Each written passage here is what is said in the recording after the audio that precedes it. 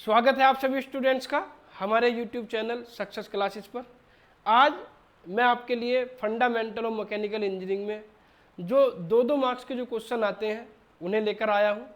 आपको पता होगा कि जो आपका पेपर पैटर्न है, मैंने एक वीडियो भी बनाई थी पेपर पैटर्न पर, कुछ इंपॉर्टेंट टिप्स भी आपको बताए थे एग्जाम के लिए।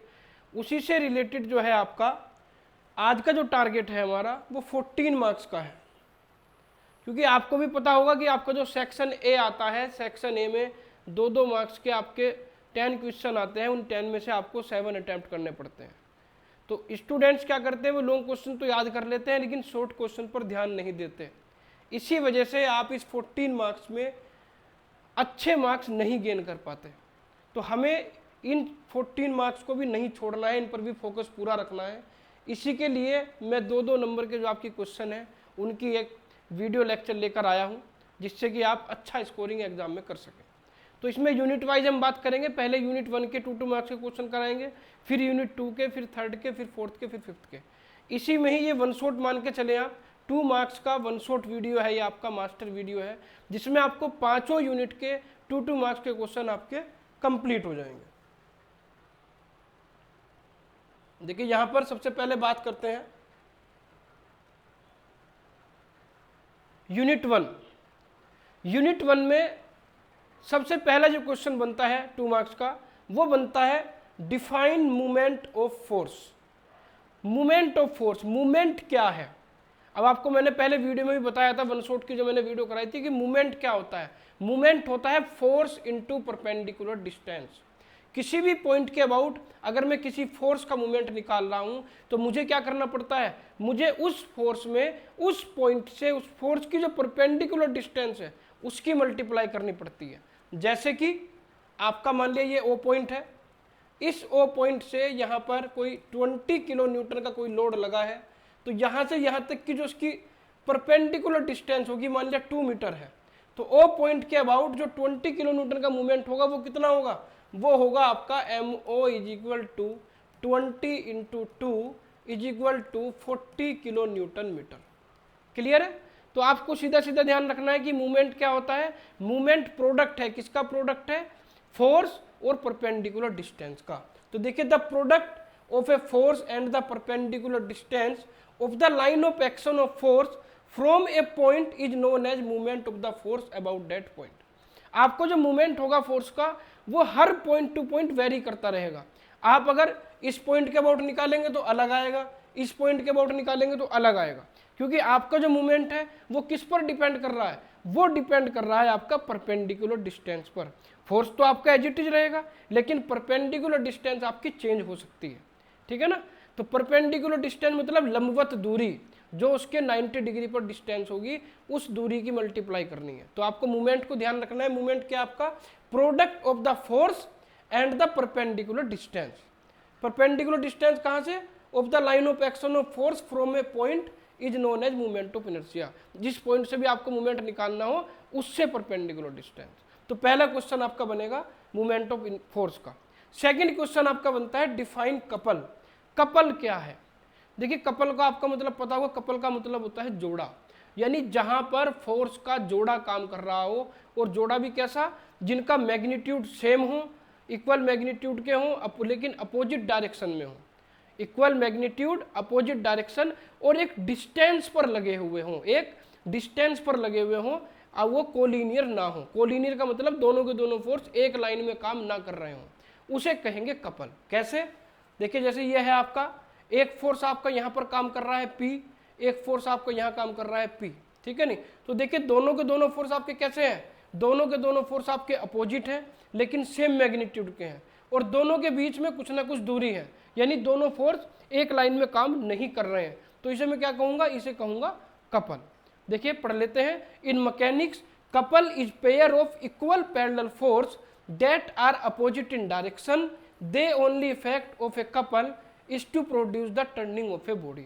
मैकेनिक्स के अंदर कपल क्या है आपका? Pair of equal parallel force. ये पेयर है किसका? इक्वल पैरेलल फोर्स का। दोनों के दोनों फोर्स आपके पैरेलल होंगे और इक्वल होंगे। क्लियर है? और एक डिस्टेंस पर लगे हुए होंगे, ये ध्यान रखना है। और इससे जो मूवमेंट जनरेट होगा, इससे जो आपका इफेक्ट जनरेट होगा वो टर्निंग इफेक्ट जनरेट होगा। मूवमेंट से आप किसी भी वस्तु को, किसी भी एलिमेंट को टर्न कर सकते हैं, घुमा सकते हैं, उसमें लीनियर डिस्प्लेसमेंट आप नहीं कर सकते, ये ध्यान रखिएगा। नेक्स्ट आता है what do you mean by principle of transmissibility. Principle of transmissibility क्या है, ये 2 मार्क्स में सबसे ज्यादा पूछा जाता है पहली यूनिट से। मैंने आपको बताया था कि प्रिंसिपल ऑफ ट्रांसमिसिबिलिटी क्या है। प्रिंसिपल ऑफ ट्रांसमिसिबिलिटी आपका ये कहता है कि अगर कोई बॉडी है आपकी, उस बॉडी पर, ये आपकी रिजिड बॉडी है, रिजिड बॉडी मतलब ये पूरी की पूरी, इसके अंदर कोई भी किसी तरह का एयर स्पेस नहीं है, इसमें आप क्या कर रहे हैं, पी फोर्स लगा रहे हैं, तो इसी लाइन ऑफ एक्शन में आप इस पी फोर्स को किसी भी पॉइंट पर ट्रांसफर कर सकते हैं। आपको ए पॉइंट से बी पॉइंट पर ट्रांसफर कर सकते हैं, लेकिन लाइन ऑफ एक्शन आपकी सेम होनी चाहिए। 2 कंडीशंस होती हैं प्रिंसिपल ऑफ ट्रांसमिसिबिलिटी में, कि आपकी बॉडी रिजिड हो और आप जो फोर्स ट्रांसफर कर रहे हैं वो सेम लाइन ऑफ एक्शन में कर रहे हो, या तो आगे की ओर या पीछे की ओर, कहीं भी ट्रांसफर कर सकते हैं। तो ये है आपका प्रिंसिपल ऑफ ट्रांसमिसिबिलिटी। देखिए, the principle of transmissibility state that the point of application of a force can be moved anywhere along its line of action without changing the external reaction force on a rigid body। यानी principle of transmissibility का statement क्या है कि आप किसी भी force के point of application को उसी लाइन ऑफ एक्शन में बिना उस बॉडी की कंडीशन में चेंज कर सकते हैं। क्लियर नहीं, आपने एक फोर्स को एक पॉइंट से दूसरे पॉइंट पर ट्रांसफर कर दिया और उस बॉडी की जो कंडीशन थी वही कंडीशन उसकी एज इट इज बनी रहेगी, उसकी कंडीशन में कोई भी चेंज नहीं आएगा, ये ध्यान रखना है। तो इसके बाद चलते हैं, देखिए प्रिंसिपल ऑफ ट्रांसमिसिबिलिटी के बाद स्टेट वेरिगनांस थ्योरम। वेरिगनांस थ्योरम क्या है आपकी, देखिए वेरिगनांस थ्योरम क्या होती है आपकी। वेरिगनांस थ्योरम जो होती है वो ये कहती है कि अगर किसी पॉइंट पर नंबर ऑफ फोर्स, किसी बॉडी पर, पॉइंट पर नहीं, किसी बॉडी पर, अगर किसी बॉडी पर नंबर ऑफ फोर्स लगे हैं तो उन नंबर ऑफ फोर्स का जो रिजल्टेंट होगा, उन नंबर ऑफ फोर्स का जो रिजल्टेंट होगा, उस रिजल्टेंट का मूवमेंट उन सभी फोर्स के मूवमेंट के सम के इक्वल होगा। रिजल्टेंट का मूवमेंट उन सभी फोर्स के मूवमेंट के अलजेब्रिक सम के इक्वल होगा, ये कहती है जी आपकी वेरिगनांस थ्योरम। तो देखिए, the algebraic sum of movement of many coplanar force around a point equal the movement of the resultant of those force. ठीक है, यानी मूवमेंट जो होगा आपका सभी फोर्स का, उनका अलजेब्रिक सम किसके इक्वल होगा, रिजल्टेंट के मूवमेंट के। जैसे कि यहाँ पर देखिए, यहाँ पर जैसे मान लिया एक फोर्स लगा है P1, एक फोर्स लगा है P2 और एक फोर्स लगा है आपका P3, और इन सब का जो रिजल्टेंट आया वो कितना है, वो मान लिया R आया। तो अगर यहाँ पर कोई आपका पॉइंट O है तो O पॉइंट के अबाउट जब मैं R का मूवमेंट लूंगा तो वो किसके इक्वल होगा, वो होगा इक्वल आपके P1 का movement about point O plus P2 का movement about point O plus P3 का मूवमेंट अबाउट पॉइंट O। तो ये कहती है आपकी वेरिगनांस थ्योरम कि कोप्लेनर फोर्स जो आप किसी बॉडी पर लगे हुए होंगे, किसी भी पॉइंट के अबाउट उस रिजल्टेंट का मूवमेंट उन सभी फोर्स के मूवमेंट के अलजेब्रिक सम के इक्वल होगा। ये वेरिगनांस थ्योरम है आपकी। फोर्थ आपका आता है fifth, give the name of various types of support. कितनी तरह की सपोर्ट हमारी होती है उनके नाम बताने हैं। तो आपको सपोर्ट का पता होगा, देखिए पहली होती है सिंपल सपोर्ट, फिर आती है रोलर सपोर्ट, फिर आती है हिंज या पिन जॉइंट सपोर्ट भी कह सकते हैं, जॉइंट भी कह सकते हैं, और फिर आता है फिक्स सपोर्ट। 4 तरह की सपोर्ट होती है, नाम आपको ध्यान रखने हैं। 2 नंबर में हमें ज़्यादा एक्सप्लेन करने की आवश्यकता नहीं है। तो कितनी सपोर्ट होती है, simple support, roller support, hinge support या पिन जॉइंट भी कह सकते हैं उसे, और फोर्थ आता है आपका फिक्स सपोर्ट। तो चारों को आपको ध्यान रखना है। देखिए सिंपल सपोर्ट आप किस तरह से एरो की फॉर्म में लगी होती है, आपको मैंने वन शॉट में पढ़ाया था। रोलर सपोर्ट में नीचे रोलर लगा हुआ होता है। हिंज सपोर्ट जो आती है आपकी, हिंज सपोर्ट इस तरह की होगी आपकी, और जो आपकी फिक्स सपोर्ट होगी वो आपकी इस तरह की होगी। तो ज़्यादा डीपली हमें इसे पढ़ना नहीं है, डीपली मैंने वन शॉट में आपको पढ़ाया है। अब बस अगर 2 मार्क्स में पूछा जाता है तो आपको सिर्फ क्या लिखने हैं, नाम पूछे हैं तो केवल नाम ही इनके लिखने हैं, डेफिनेशन वगैरह इनकी कोई भी देने की आवश्यकता नहीं है। नेक्स्ट देखते हैं, देखिए नेक्स्ट आपका आता है define point load UDL and UVL. यहाँ पर डिफाइन करना है, नाम नहीं लिखने हैं, डिफाइन करना है। पहले वाला जो क्वेश्चन था उसमें सपोर्ट के केवल नाम पूछे गए थे, यहाँ पर तीनों फोर्स को आपको क्या करना है, डिफाइन करना है। तो देखिए पॉइंट लोड आपका क्या होता है, सबसे पहले पॉइंट लोड की बात करेंगे। A point load is one which act over a small area. पहले भी मैंने आपको बताया था कि अगर कोई बीम है, कोई आपकी बॉडी है, उस बॉडी के एक किसी स्मॉल एरिया पर, मान ले जैसे इतने एरिया पर आपका कोई फोर्स काम कर रहा है, तो हम ये मान लेते हैं कि वो आपका जो फोर्स है वो किसी एक पॉइंट पर काम कर रहा है। अगर कोई फोर्स आपका स्मॉल एरिया में लगा हुआ है तो हम क्या मान लेते हैं कि वो आपका एक सिंगल पॉइंट पर काम कर रहा है। उस लोड को कहते हैं हम पॉइंट लोड। क्या कहते हैं? पॉइंट लोड कहते हैं। वही इसने कहा है, देखिए, point load is one which act over a small area और portion and considered as active point. यानी जो स्मॉल एरिया में आपके स्मॉल पोर्शन में लगा हुआ होगा, हम उसे क्या कंसिडर कर लेंगे? हम उसे कंसिडर कर लेंगे कि ये आपका एक सिंगल पॉइंट पर लगा हुआ है। क्लियर है? नेक्स्ट आता है आपका यूडीएल। यूडीएल की फुल फॉर्म देखिए, आपको पता होगी, uniformly distributed load. You for uniformly, D for distributed, L for load. यानी नाम से ही आपको पता चल रहा होगा कि ऐसा लोड जो यूनिफॉर्मली डिस्ट्रीब्यूटेड हो। जो क्या हो? जो यूनिफॉर्मली डिस्ट्रीब्यूटेड हो, वो क्या कहलाएगा? आपका यूडीएल कहलाएगा। तो देखिए यूडीएल आपका क्या होगा? A distributed load act over a finite length of the beam. यानी डिस्ट्रीब्यूटेड लोड जो होगा वो एक्ट करेगा, कहाँ एक्ट करेगा? Over a finite length of the beam. किसी भी बीम या किसी भी स्ट्रक्चर की एक फाइनाइट लेंथ पर, फाइनाइट लेंथ का मतलब जिस लेंथ को हम आराम से मेजर कर सकते हो उसे कहेंगे फाइनाइट लेंथ। कैसे? जैसे कि आपका ये कोई स्ट्रक्चर है, इस स्ट्रक्चर पर इस तरह से लगा हुआ होगा या इस तरह से लगा हुआ होगा, ये एक लेंथ पर, ये मान लिया लेंथ कितनी है? ये 2 मीटर है। ये आपकी कितनी है? ये आपकी 3 मीटर है। तो जो आपका फोर्स एक फाइनाइट लेंथ पर डिस्ट्रीब्यूटेड होगा, डिस्ट्रीब्यूटेड भी कैसा होगा? देखिए, a distributed load act uniformly over a length. जितनी लेंथ पर भी वो लगा हुआ होगा वो यूनिफॉर्मली लगा हुआ होगा। यूनिफॉर्मली होगा, ऐसा नहीं होगा कि इस यहाँ पर ज्यादा है यहाँ पर कम है, पूरी लेंथ पर इक्वली डिस्ट्रीब्यूट होगा, इसीलिए उसे कहते हैं यूनिफॉर्मली डिस्ट्रीब्यूटेड लोड। नेक्स्ट इसमें आता है, देखिए, यूवीएल। यूवीएल मीन्स होता है uniformly varying load. Uniformly varying load, देखिए यूनिफॉर्मली तो है इसके अंदर भी कि यूनिफॉर्म है, वेरिंग का मतलब होता है बढ़ना या घटना। जो यूनिफॉर्मली बढ़ रहा हो या घट रहा हो उसे क्या कहेंगे? यूनिफॉर्मली वेरिंग लोड कहेंगे। क्लियर है? तो देखिए, a load is spread over a beam in such a way that it varies uniformly on each unit length is known as uniformly varying load. यानी ऐसा लोड जो आपकी बीम की या स्ट्रक्चर की एक लेंथ पर फैला हुआ हो और वो हर मीटर की लेंथ पर या हर यूनिट लेंथ पर क्या हो रहा हो? वेरी कर रहा हो, घट रहा हो या बढ़ रहा हो। कैसे? देखिए ऐसे, जैसे कि आपका यहाँ पर यह आपका स्ट्रक्चर है और इस स्ट्रक्चर पर देखिए इस तरह का आपका फोर्स लगा हुआ है। तो आप देख रहे होंगे कि आपका जो ये लोड है ये क्या कर रहा है? ये इस पॉइंट से धीरे धीरे धीरे धीरे आगे यूनिफॉर्मली क्या कर रहा है? वेरी कर रहा है। तो ये ट्राइंगल की शेप का होगा। ये जो ट्राइंगल की शेप का अगर लोड लगा हुआ है तो उसे क्या कहते हैं? हम यूनिफॉर्मली वेरिंग लोड कहते हैं। तो यूनिफॉर्मली वेरिंग लोड में आप क्या लिखेंगे कि ऐसा लोड जो एक फाइनाइट लेंथ पर लगा हुआ हो और हर यूनिट लेंथ में क्या हो रहा हो? क्या कर रहा हो? वेरी कर रहा हो, बढ़ रहा हो या घट रहा हो। नेक्स्ट देखिए आता है, तीनों फोर्स के बाद नेक्स्ट क्वेश्चन आता है, डिफाइन स्ट्रेस। स्ट्रेस क्या होती है?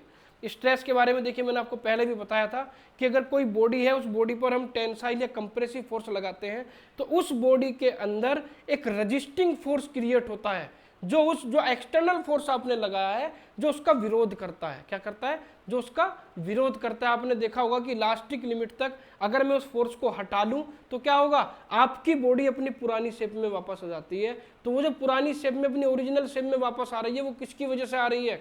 वो उसी रजिस्टिंग फोर्स की वजह से आ रही है जो उस एक्सटर्नल फोर्स का विरोध कर रहा था, उसे रजिस्ट कर रहा था। क्लियर है? तो वही जो आपका रजिस्टिंग फोर्स लग रहा है, तो resisting force per unit area, resisting force per unit area, पर यूनिट एरिया में जितना रजिस्टिंग फोर्स अप्लाई होगा वो आपकी क्या कहलाएगी? स्ट्रेस कहलाएगी। क्लियर है? तो देखिए स्ट्रेस की definition, stress is defined as the restoring force per unit area of the material. Resisting force भी कह सकते हैं, रीस्टोरिंग फोर्स भी कहते हैं। रजिस्ट का मतलब होता है विरोध कर रहा है, रीस्टोरिंग का मतलब होता है जो उसे रीस्टोर करने की कोशिश कर रहा हो, ओरिजिनल शेप में लाने की कोशिश कर रहा हो। तो पर यूनिट एरिया में जितना रीस्टोरिंग फोर्स लगेगा वो कहलाएगी उस मटेरियल की स्ट्रेंथ। क्लियर है? बात करते हैं स्ट्रेन की। नेक्स्ट क्वेश्चन है डिफाइन स्ट्रेन। स्ट्रेन क्या है? अब देखिए, जब मैं किसी भी बॉडी पर फोर्स लगाता हूं तो क्या होता है? उसकी जो डायमेंशन है वो चेंज हो जाती है। ठीक है नहीं? उसकी जैसे लेंथ है तो लेंथ या तो घटेगी या बढ़ेगी। टेंसाइल फोर्स लगाऊंगा तो क्या होगा? बढ़ेगी, और अगर कंप्रेसिव लगाऊंगा तो घटेगी। तो स्ट्रेन क्या होता है? स्ट्रेन होता है आपका change in length and original length का रेशियो। लेंथ में कितना चेंज हुआ और उसकी ओरिजिनल लेंथ कितनी थी, उन दोनों का जो रेशियो होगा वो क्या कहलाएगा? स्ट्रेन कहलाएगा आपका। कैसे? जैसे कि आपकी ये कोई बॉडी है, इस बॉडी पर आपने क्या लगाया? टेंसाइल फोर्स लगाया P। तो टेंसाइल फोर्स P लगाने पर इसकी जो लंबाई है, मान लिया आप देख सकते हैं कि इस तरह से मान लिया ये हो गई, पहले ये L थी, अब ये कितनी हो गई? अब ये हो गई आपकी L डैश, यहाँ से यहाँ तक कितनी हो गई? L डैश हो गई। तो इसकी स्ट्रेन कितनी होगी? स्ट्रेन होगी इसकी change in length. Change in length आपकी क्या होगी? Final length minus original length upon original length. यहाँ से जो आपका रेशियो निकल के आएगा वो क्या कहलाएगा? आपका स्ट्रेन कहलाएगा। और स्ट्रेन की कोई यूनिट नहीं होती है, यूनिट लेस होता है, ये भी ध्यान रखना है आपको। स्ट्रेस की जो यूनिट होगी वो होती है न्यूटन पर मीटर स्क्वायर, और स्ट्रेन की कोई यूनिट नहीं होती। तो स्ट्रेन क्या होगा आपका? Change in length upon original length, यानी चेंज इन लेंथ और ओरिजिनल लेंथ को जो रेशियो होगा वो आपका क्या कहलाएगा? वो आपका कहलाएगा स्ट्रेन। नेक्स्ट चलते हैं, देखिए what is free body diagram. Next question है जो 2 नंबर का बनता है आपका, what is free body diagram. Free body diagram क्या है? देखिए फ्री बॉडी डायग्राम आपका क्या होता है कि फ्री बॉडी डायग्राम नाम से पता चल रहा होगा कि ऐसी बॉडी जो फ्री हो, ऐसी बॉडी जो फ्री हो। फ्री कब होगी? जब वो किसी दूसरी बॉडी के कांटेक्ट में नहीं होगी।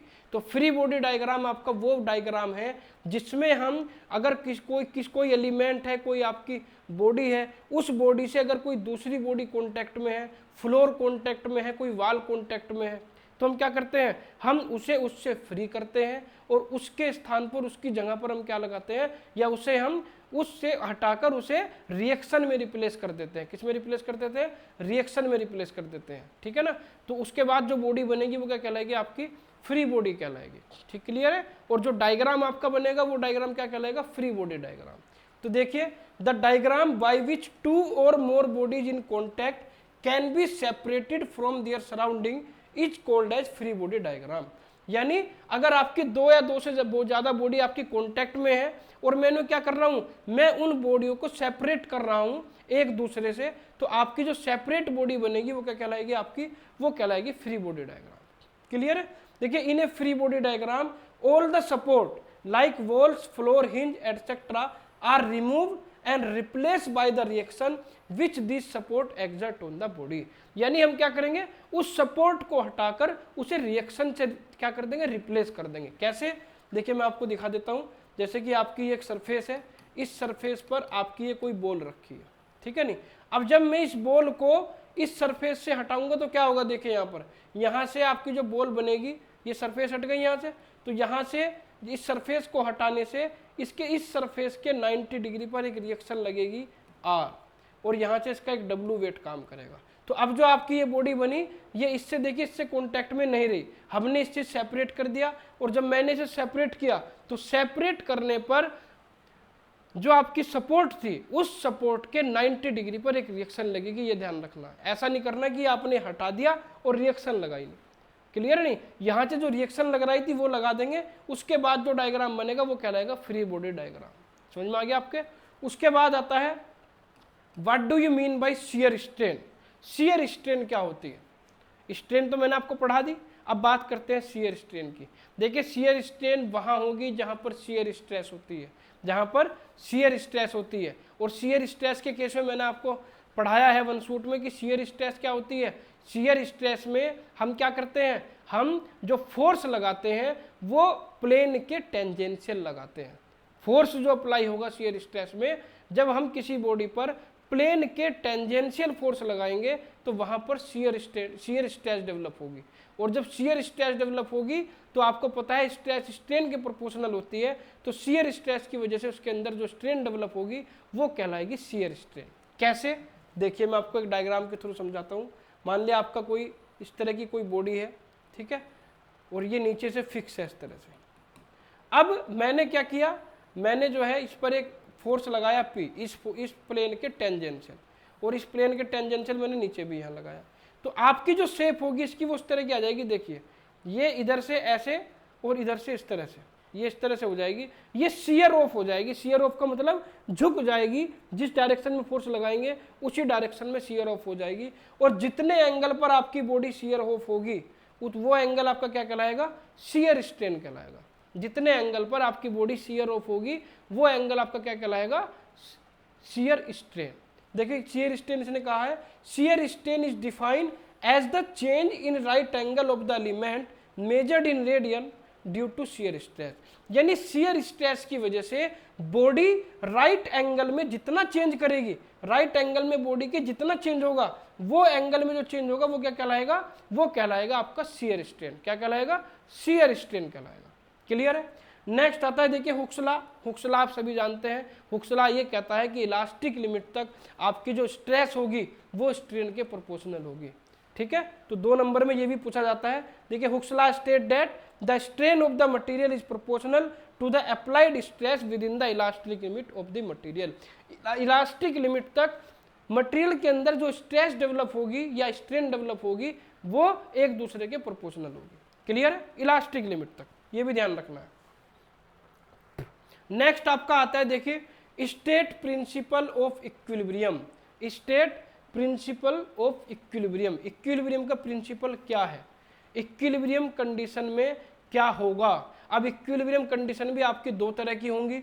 आपको देखना पड़ेगा कि आपका फोर्स कौन करंट है या नॉन कौन करंट है। ठीक है नहीं, कौन करंट के लिए अलग इक्विलिब्रियम कंडीशन होगी और नॉन कौन करंट के लिए अलग कंडीशन होगी। क्यों, क्योंकि कौन करंट क्या होता है, कौन करंट वो फोर्स होते हैं जो एक ही पॉइंट पर काम कर रहे हो। जैसे कि आपका देखिए यहां पर है, जैसे ये सारे के सारे फोर्स मान लीजिए P1 है, ये P2 है, ये आपका P3 है, ये P4 है। मान लिया 4 फोर्स आपके लगे हैं। आप देख रहे होंगे कि चारों फोर्स की जो लाइन ऑफ एक्शन है वो एक सिंगल पॉइंट पर आकर मिल रही है, तो इसे कहते हैं कौन करंट फोर्स। क्या कहते हैं, कौन करंट फोर्स। और आपका जो नॉन कौन करंट फोर्स होगा वो क्या होगा, उसमें जो आपके फोर्स अप्लाई हम करेंगे वो फोर्स कैसे अप्लाई होंगे, वो सारे के सारे एक पॉइंट पर अप्लाई नहीं करेंगे, उनकी लाइन ऑफ एक्शन एक सिंगल पॉइंट पर नहीं मिलेगी। तो अगर इस तरह की कंडीशन है आपकी, नॉन कौन करंट फोर्स है, तो नॉन कौन करंट फोर्स के लिए आपकी जो इक्विलिब्रियम की कंडीशन होगी वो ये होगी कि जितने भी आपके इसमें फोर्स लगे हुए हैं उन सभी फोर्स का जो हॉरिजॉन्टल कंपोनेंट आएगा, उन सभी फोर्स का जो हॉरिजॉन्टल कंपोनेंट आएगा उनका अलजेब्रिक सम किसके इक्वल होगा, 0 के इक्वल होगा। क्लियर है। और जितने भी फोर्स यहाँ पर अप्लाई हैं उन सब का जो वर्टिकल कंपोनेंट आएगा, उन सभी वर्टिकल कंपोनेंट का जो अलजेब्रिक सम आएगा वो आपका 0 के इक्वल होगा। तो इसमें 2 ही कंडीशन लगेंगी कौन करंट में, एक हॉरिजॉन्टल कंपोनेंट की और एक वर्टिकल कंपोनेंट की। दोनों कंपोनेंट्स का अलजेब्रिक सम आपका किसके इक्वल होगा, 0 के इक्वल होगा।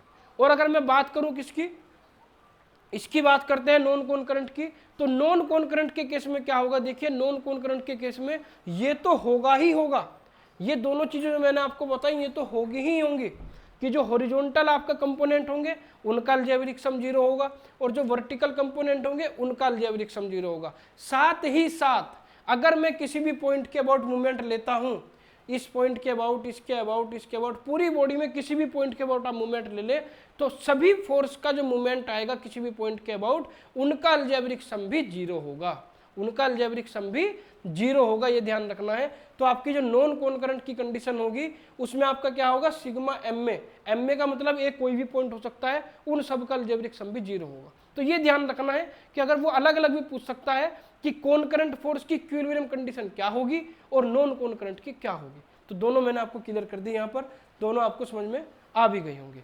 अब बात करते हैं देखिए explain Poisson ratio.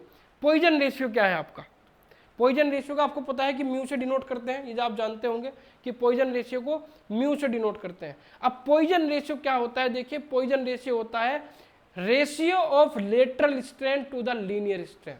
Ratio of the lateral strain to the linear strain is called Poisson ratio. Clear है, यानी लेटरल और लीनियर स्ट्रेन का जो रेशियो होगा वो पॉइजन रेशियो कहलाएगा। अब आपको लेटरल और लीनियर तो पता होगा, नहीं पता तो देखो थोड़ा सा मैं आपको समझा देता हूं कि लेटरल और लीनियर होते क्या है। आप यहां पर देखिएगा, जैसे ये कोई बॉडी है आपकी, इस बॉडी की लेंथ कितनी है, L है, और इसकी जो विड्थ है वो कितनी है, वो मान लिया B है। अब जब मैं इसके अंदर फोर्स अप्लाई करूंगा, मान लिया P फोर्स अप्लाई किया मैंने, अभी जो P फोर्स में अप्लाई कर रहा हूं ये किसके अलोंग कर रहा हूं, ये कर रहा हूं मैं लेंथ के अलोंग। किसके अलोंग, लेंथ के अलोंग अप्लाई कर रहा हूं। तो जो लेंथ के, अब इसमें क्या होगा, लेंथ के अलोंग अप्लाई करने पर इसकी लेंथ क्या हो जाएगी, टेंसाइल फोर्स है, तो लेंथ तो इसकी बढ़ जाएगी, लेंथ हो जाएगी आपकी एल डैश, और आपकी जो विड्थ है वो घट जाएगी, विड्थ कितनी हो जाएगी, विड्थ हो जाएगी आपकी बी डैश, ठीक है नहीं। यानी मैंने फोर्स तो लगाया किसके, लेंथ के अकॉर्डिंग, ठीक है नहीं, लेंथ के रेस्पेक्ट में फोर्स लगाया, लेंथ की डायरेक्शन में लगाया, लेकिन जो आपकी विड्थ थी वो चेंज हो गई। लेंथ तो चेंज हुई लेकिन विड्थ ऑटोमेटिक खुद चेंज हो गई। यानी जिस डायरेक्शन के अकॉर्डिंग मैं फोर्स लगा रहा हूँ, जिस डायरेक्शन के रेस्पेक्ट में फोर्स लगा रहा हूँ, उस डायरेक्शन में जो स्ट्रेन डेवलप होगी वो कहलाएगी लीनियर स्ट्रेन, और अदर डायरेक्शन में, जिस डायरेक्शन में मैंने फोर्स भी नहीं लगाया, उसमें जो स्ट्रेन डेवलप होगी वो कहलाएगी आपकी लेटरल स्ट्रेन। क्लियर है। और लेटरल और लीनियर दोनों का जो रेशियो कहलाएगा वो कहलाएगा आपका पॉइजन रेशियो। ये इसने कहा है, देखिए the ratio of lateral strain to the longitudinal या लीनियर दोनों एक ही चीज होती हैं, in a body within the elastic limit is called Poisson ratio. Elastic limit तक लेटरल स्ट्रेन और लीनियर स्ट्रेन का रेशियो क्या कहलाएगा, आपका पॉइजन रेशियो कहलाएगा। क्लियर है। और इसे किससे डिनोट करेंगे, म्यू से डिनोट करेंगे, और इसकी भी कोई यूनिट नहीं होती, ध्यान रखिएगा। आप कभी कभी पूछ लेता है 2 नंबर में कि पॉइजन रेशियो की यूनिट बताओ, ठीक है नहीं, तो पॉइजन रेशियो की कोई यूनिट नहीं होती, क्योंकि ऊपर भी स्ट्रेन नीचे भी स्ट्रेन, ठीक है नहीं, तो यूनिट का मतलब ही नहीं बैठता कुछ। अब बात करते हैं, देखिए explain the following term, Young modulus और modulus of rigidity. Young modulus या इसे मॉड्यूलस ऑफ इलास्टिसिटी भी कहते हैं, इसे मॉड्यूलस ऑफ इलास्टिसिटी भी कहते हैं। दूसरा पूछा है मॉड्यूलस ऑफ रिजिडिटी, और नेक्स्ट क्वेश्चन भी मैं देखूं उसमें पूछा है बल्क मॉड्यूलस, कि बल्क मॉड्यूलस क्या है। आपको इलास्टिक कांस्टेंट मैंने तीनों पढ़ाए हैं, देखिए मैं आपको शॉर्ट में बता देता हूं। यंग मॉड्यूलस या मॉड्यूलस ऑफ इलास्टिसिटी क्या होता है, ये रेशियो होता है आपका लीनियर स्ट्रेस और लीनियर स्ट्रेन का। Ratio of linear stress to the linear strain is called Young modulus और मॉड्यूलस ऑफ इलास्टिसिटी। क्लियर है। और अगर मैं शियर स्ट्रेस में चला जाऊंगा तो शियर स्ट्रेस की वजह से क्या होगी, शियर स्ट्रेन होगी, तो ratio of shear stress to the shear strain वो क्या कहलाएगा आपका, वो कहलाएगा आपका मॉड्यूलस ऑफ रिजिडिटी, ठीक है नहीं, क्या कहलाएगा, मॉड्यूलस ऑफ रिजिडिटी। और इलास्टिक लिमिट तक की बात होती है, देखिए जो मैं रेशियो निकाल रहा हूँ, कहाँ निकाल रहा हूँ, इलास्टिक लिमिट तक। इलास्टिक लिमिट तक शियर स्ट्रेस और शियर स्ट्रेन का जो रेशियो होगा वो आपका मॉड्यूलस ऑफ रिजिडिटी कहलाएगा। क्लियर है। और इलास्टिक लिमिट तक लीनियर स्ट्रेस और लीनियर स्ट्रेन का जो रेशियो होगा वो क्या कहलाएगा, वो कहलाएगा आपका यंग मॉड्यूलस या मॉड्यूलस ऑफ इलास्टिसिटी। और ठीक इसी तरह जो बल्क मॉड्यूलस होता है आपका, बल्क मॉड्यूलस क्या होता है, बल्क मॉड्यूलस होता है आपका वॉल्यूमेट्रिक स्ट्रेस और वॉल्यूमेट्रिक स्ट्रेन का रेशियो, या हाइड्रोस्टेटिक स्ट्रेस और वॉल्यूमेट्रिक स्ट्रेन का ratio. Volumetric stress hydrostatic stress दोनों एक ही चीज होती है। हाइड्रोस्टेटिक स्ट्रेस और वॉल्यूमेट्रिक स्ट्रेन का जो रेशियो होगा वो कहलाएगा आपका बल्क मॉड्यूलस। इन तीनों में से पूछा जा सकता है 1-2 नंबर में, ध्यान रखिएगा आप, ठीक है नहीं। तो आपको ध्यान रखना है यंग मॉड्यूलस किसका रेशियो होता है, मॉड्यूलस ऑफ रिजिडिटी किसका होता है, बल्क मॉड्यूलस किसका होता है, ठीक है। इसे हम ई से डिनोट करते हैं, इसे मैं सी या जी से डिनोट करता हूं, और मॉड्यूलस ऑफ इलास्टिसिटी को के से डिनोट करता हूं।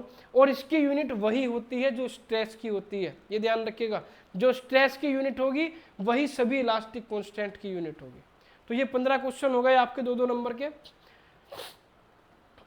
पहले ही यूनिट का फर्स्ट यूनिट में एक आता है define elastic limit. Define elastic limit, elastic limit क्या होती है, तो देखिए इलास्टिक लिमिट क्या होगी आपकी, इलास्टिक लिमिट आपकी वो लिमिट है कि जिस लिमिट तक अगर मैं अप्लाइड फोर्स को हटा लूं, रिमूव कर लूं, तो आपकी बॉडी क्या हो जाएगी, अपनी ओरिजिनल शेप में वापस चली जाएगी, ठीक है ना। तो जिस लिमिट तक वो अपनी लोड हटाने पर वो अपनी पुरानी शेप में वापस जा रही है, ओरिजिनल शेप को रिगेन कर रही है, वो कहलाती है आपकी इलास्टिक लिमिट। क्या कहलाती है, इलास्टिक लिमिट कहलाती है। तो देखिए this is the limiting value of stress up to which if we remove the applied load then material regains its original shape. यानी इलास्टिक लिमिट आपकी वो लिमिट है जिस लिमिट तक अगर आप फोर्स को रिमूव कर लेते हैं तो फोर्स को रिमूव करने पर क्या होगा, आपकी बॉडी अपनी ओरिजिनल शेप में वापस आ जाएगी या ओरिजिनल शेप को रिगेन कर लेगी। क्लियर है। नेक्स्ट आता है what do you understand by brittle material. Brittle material क्या है आपका, देखिए ब्रिटल मटेरियल वो मटेरियल होता है जिस पर अगर मैं फोर्स अप्लाई कर दूं तो फोर्स अप्लाई करने पर जैसे ही उसकी लेंथ में, उसकी डायमेंशन में थोड़ा सा भी चेंज होगा वो क्या हो जाएगी, तभी फ्रैक्चर हो जाएगी। जहां से उसके अंदर डायमेंशन चेंज होनी शुरू होगी वहीं पर वो क्या हो जाएगी, फ्रैक्चर हो जाएगी। क्लियर नहीं, वो मटेरियल कहलाता है आपका ब्रिटल मटेरियल। तो देखिए the material which show very small elongation before fracture is known as brittle material, यानी जो फ्रैक्चर से पहले जिसके अंदर बहुत ही कम इलोंगेशन का मतलब होता है उसकी लंबाई बढ़े या घटे, ठीक है नहीं। टेंसाइल लोड लगाएंगे तो क्या होगा, बढ़ेगी, कंप्रेसिव लगाएंगे तो घटेगी, ठीक है नहीं। तो अगर इलोंगेशन का मतलब तो बढ़ना होता है, ठीक है नहीं। उसके बाद देखिए इसके एग्जाम्पल है cast iron, concrete, high carbon steel are example of brittle material. Brittle material के एग्जाम्पल क्या है, कभी कभी पूछ लेता है कि दो एग्जाम्पल भी बताओ, तो एग्जाम्पल क्या रहेंगे आपके ब्रिटल मटेरियल के, कास्ट आयरन, कंक्रीट और हाई कार्बन स्टील, ये सभी आपके क्या है, ये सभी आपके ब्रिटल मटेरियल है। तो यूनिट 1 के दो क्वेश्चन थे आपके, 17 क्वेश्चन थे, ये अब आपकी जो है 18 क्वेश्चन हो रहा है आपका। Define factor of safety and working stress. Factor of safety क्या होता है और वर्किंग स्ट्रेस क्या होती है। तो देखिए फैक्टर ऑफ सेफ्टी क्या होता है, फैक्टर ऑफ सेफ्टी रेशियो होता है, किसका रेशियो होता है, अल्टीमेट स्ट्रेस और वर्किंग स्ट्रेस का। फैक्टर ऑफ सेफ्टी क्या होता है आपका, रेशियो होगा अल्टीमेट स्ट्रेस और वर्किंग स्ट्रेस का। आप किसी भी मटेरियल पर, किसी भी सिस्टम पर कितनी मैक्सिमम स्ट्रेस लगा सकते हैं वो कहलाएगी आपकी अल्टीमेट स्ट्रेस, और आपने कितनी स्ट्रेस उस पर अप्लाई की हुई है, कितनी स्ट्रेस पर आप उसे वर्किंग कर रहे हैं वो कहलाएगी आपकी वर्किंग स्ट्रेस। और उन दोनों का रेशियो क्या कहलाएगा आपका, उन दोनों का रेशियो कहलाएगा फैक्टर ऑफ सेफ्टी, ठीक है नहीं। तो देखिए in general at the ratio of maximum stress to the working stress is called factor of safety. Clear है। तो फैक्टर ऑफ सेफ्टी आपका क्या होगा, maximum stress upon working stress. ठीक, अब बात करते हैं देखिए वर्किंग स्ट्रेस की। तो वर्किंग स्ट्रेस देखिए क्या होती है आपकी, वर्किंग स्ट्रेस वो स्ट्रेस होगी जिस स्ट्रेस पर हम क्या करते हैं, किसी भी एलिमेंट के साथ वर्क करते हैं, किसी भी एलिमेंट पर लोड अप्लाइड करते हैं, ठीक है नहीं। तो देखिए when we design a machine component it is necessary to keep the stress lower than the maximum और अल्टीमेट स्ट्रेस। जब भी हम किसी एलिमेंट को डिजाइन करते हैं या उसका यूज करते हैं तो उस समय हमें इस बात का ध्यान रखना होता है कि हम जो उस पर स्ट्रेस अप्लाई कर रहे हैं, जो लोड अप्लाई कर रहे हैं, उसकी वजह से जो स्ट्रेस डेवलप हो रही है वो अल्टीमेट स्ट्रेस से कम ही डेवलप हो, ठीक है नहीं। अगर वो अल्टीमेट स्ट्रेस से ज़्यादा डेवलप हो जाएगी तो आपका एलिमेंट, आपका कंपोनेंट टूट जाएगा, फेल हो जाएगा, ठीक है नहीं। तो हमें ध्यान रखना है कि वो अल्टीमेट स्ट्रेस से कम ही हो, ठीक है। At which failure of material take place at the time of working, ठीक है नहीं। अगर आप अल्टीमेट स्ट्रेस से ज़्यादा लगा देंगे तो क्या होगा, आपका मटेरियल वहीं पर वर्किंग टाइम में फेल हो जाएगा। तो this stress is known as working stress, यानी वर्किंग स्ट्रेस आपकी क्या होगी, वर्किंग स्ट्रेस आपकी अल्टीमेट स्ट्रेस से कम होगी, और जिस पॉइंट पर हम स्ट्रेस लोड अप्लाई कर रहे हैं, जिस पॉइंट पर हम उससे वर्क ले रहे हैं, उस पॉइंट पर जो स्ट्रेस होगी वो क्या कहलाएगी, आपकी वर्किंग स्ट्रेस कहलाएगी। क्लियर है। वर्किंग स्ट्रेस कुछ भी हो सकती है, कोई उसका पॉइंट नहीं होता, किसी पॉइंट पर होती है। आपके जीरो से लेकर अल्टीमेट स्ट्रेस तक जितनी भी स्ट्रेस होंगी वो सब वर्किंग स्ट्रेस है आपकी। तो वर्किंग स्ट्रेस का जो फॉर्मूला होता है निकालने के लिए, देखिए क्या होता है, लोड एट वर्किंग पॉइंट, जिस पॉइंट पर आप वर्क कर रहे हैं उस समय आपका लोड कितना है, ठीक है नहीं, upon original cross sectional area. इन दोनों का रेशियो आपका क्या कहलाएगा, वर्किंग स्ट्रेस कहलाएगा। जैसे बाइक देखी होगी आपने, बाइक पर हम क्या करते हैं, बाइक पर हम जब चलाते हैं तो कभी सिंगल पर्सन होता है कि आप ही चला रहे हैं और कोई बैठा ही नहीं है, कभी आप एक बंदे को पीछे बिठा लेते हैं, कभी एक बच्चे को आगे बिठा लेंगे। तो जैसे जैसे आप लोड बढ़ा रहे हैं गाड़ी पर तो क्या हो रहा है, वर्किंग स्ट्रेस भी चेंज हो रही है, वर्किंग स्ट्रेस भी चेंज हो रही है। तो हर पॉइंट पर आपकी वर्किंग स्ट्रेस चेंज होती रहती है। क्लियर है। अब बात करते हैं देखिए यूनिट 2। यूनिट 1 के ये 18 क्वेश्चन थे, इन्हीं 18 में से आपको 2 या 3 आराम से मिल जाएंगे। क्लियर है नहीं, तो आपको समझ में आ गए होंगे। अब तक हम 4 से 6 नंबर का कवर कर चुके हैं। ध्यान रखिएगा आप, जैसे जैसे आप वीडियो को देखते हुए आगे बढ़ रहे हैं ऐसे ऐसे आप मार्क्स क्या कर रहे हैं, गेन कर रहे हैं, ठीक है नहीं। तो वीडियो देखते रहें आप। यूनिट 2 शुरू हो गई आपकी। देखिए यूनिट 2 का जो पहला क्वेश्चन है वो क्या है, वो है what are internal combustion engine. Internal combustion engine क्या है, तो इंटरनल कंबस्शन इंजन क्या होगा आपका, इंटरनल कंबस्शन इंजन वो होगा जिसमें इंजन के अंदर फ्यूल का कंबस्शन होगा, जिसमें इंजन के अंदर फ्यूल का कंबस्शन होगा वो कहलाएगा आपका इंटरनल कंबस्शन इंजन या आईसी इंजन। क्लियर है। तो देखिए in IC engine combustion of fuel take place inside the engine cylinder. Example diesel engine, petrol engine और गैस इंजन, यानी जिसमें इंजन सिलेंडर के अंदर आपका कंबस्शन होगा, वो क्या कहलाएगा, आपका आईसी इंजन या इंटरनल कंबस्शन इंजन कहलाएगा। जैसे आपके बाइक में हम क्या यूज करते हैं, पेट्रोल इंजन यूज करते हैं, कार में डीजल या पेट्रोल या गैस यूज करते हैं। तो वो सभी इंजन आपके क्या है, वो आईसी इंजन के एग्जाम्पल हैं, क्योंकि उनके अंदर जो फ्यूल का कंबस्शन हो रहा है वो इंजन सिलेंडर के अंदर हो रहा है। क्लियर है।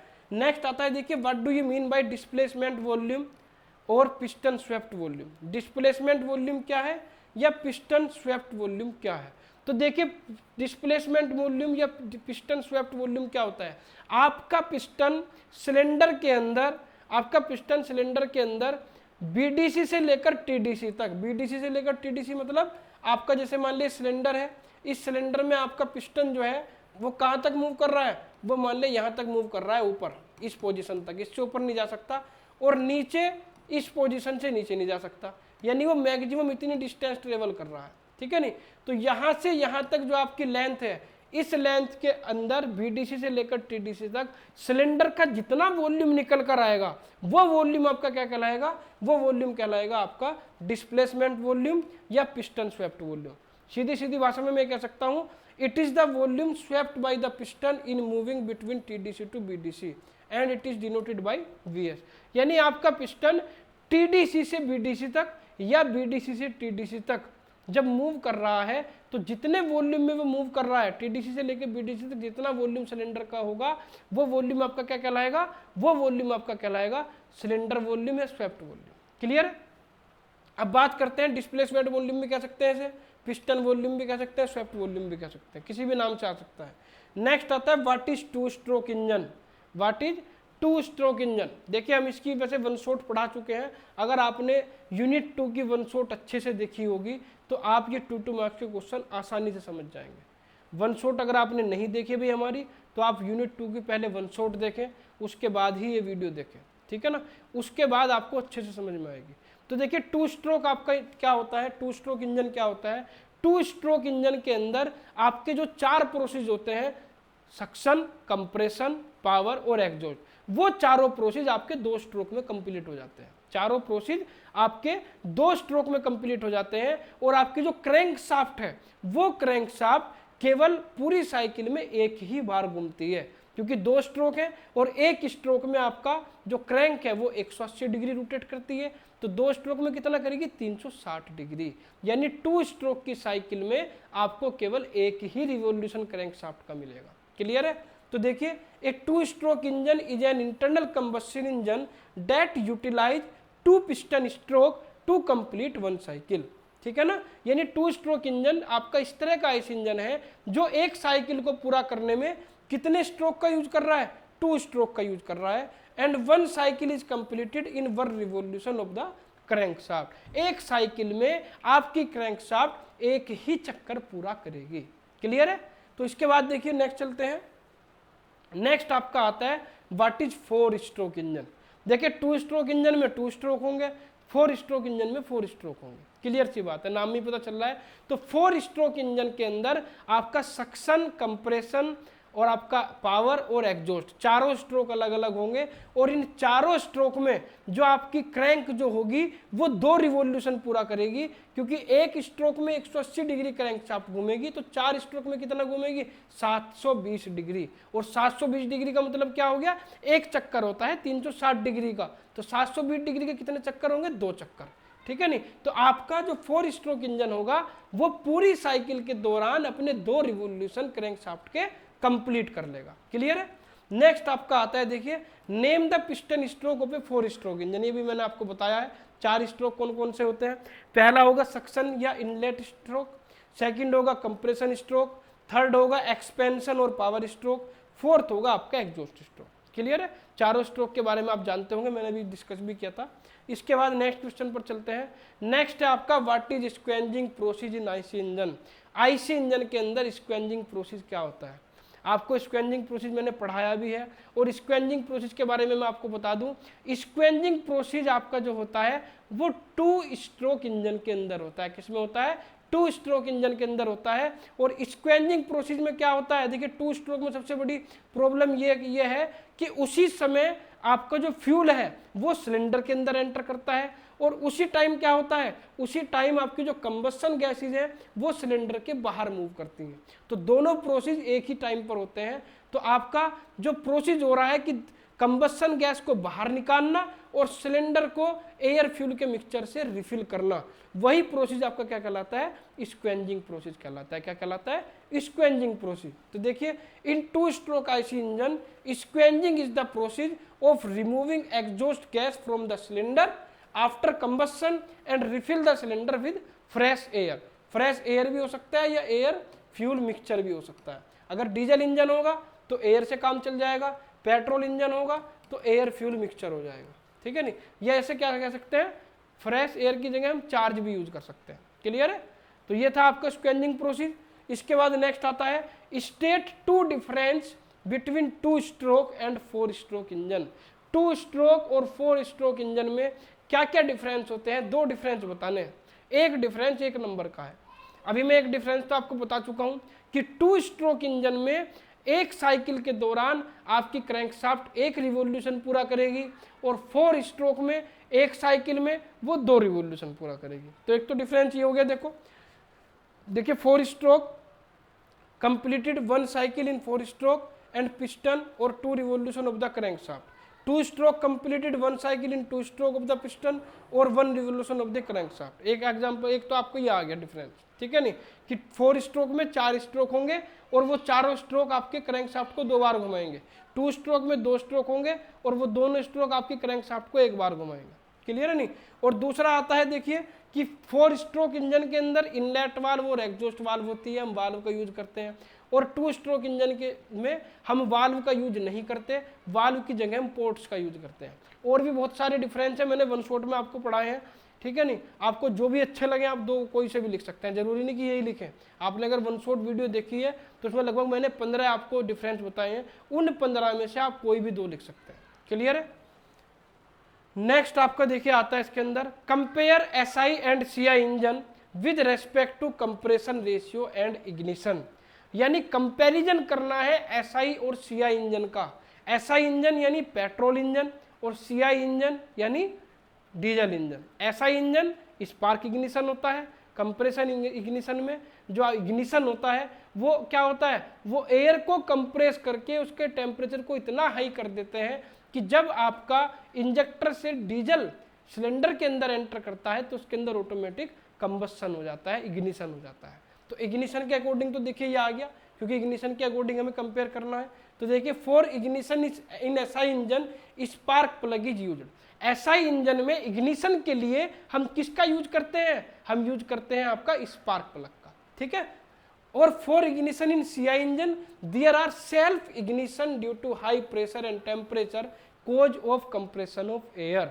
एयर को कंप्रेस करने की वजह से उसका जो टेम्परेचर और प्रेशर इंक्रीज होता है, उसी टेम्परेचर की वजह से, उसी हाई प्रेशर और हाई टेम्परेचर की वजह से उसमें सेल्फ इग्निशन हो जाता है, बिना किसी स्पार्क के सेल्फ इग्निशन हो जाता है। क्लियर है। तो एक तो कंपेयर ये है। दूसरा किसके रेस्पेक्ट में करना है, कंप्रेशन रेशियो के। कंप्रेशन रेशियो का मतलब आपको कितना कंप्रेस करना है। कंप्रेशन रेशियो का मैंने आपको बताया था फॉर्मूला। कंप्रेशन रेशियो क्या होता है, cylinder volume upon clearance volume, ठीक है नहीं। तो वहां से जो वैल्यू निकल के आती है, अगर मैं बात करूं एसआई इंजन की, एसआई इंजन का कंप्रेशन रेशियो कम होता है, कम क्या, लगभग ये मान के चलो कि 6 से 10 के लगभग होता है। और जो आपका सीआई इंजन होता है उसका कंप्रेशन रेशियो हाई रहता है, लगभग कितना रहता है, 16 से 20।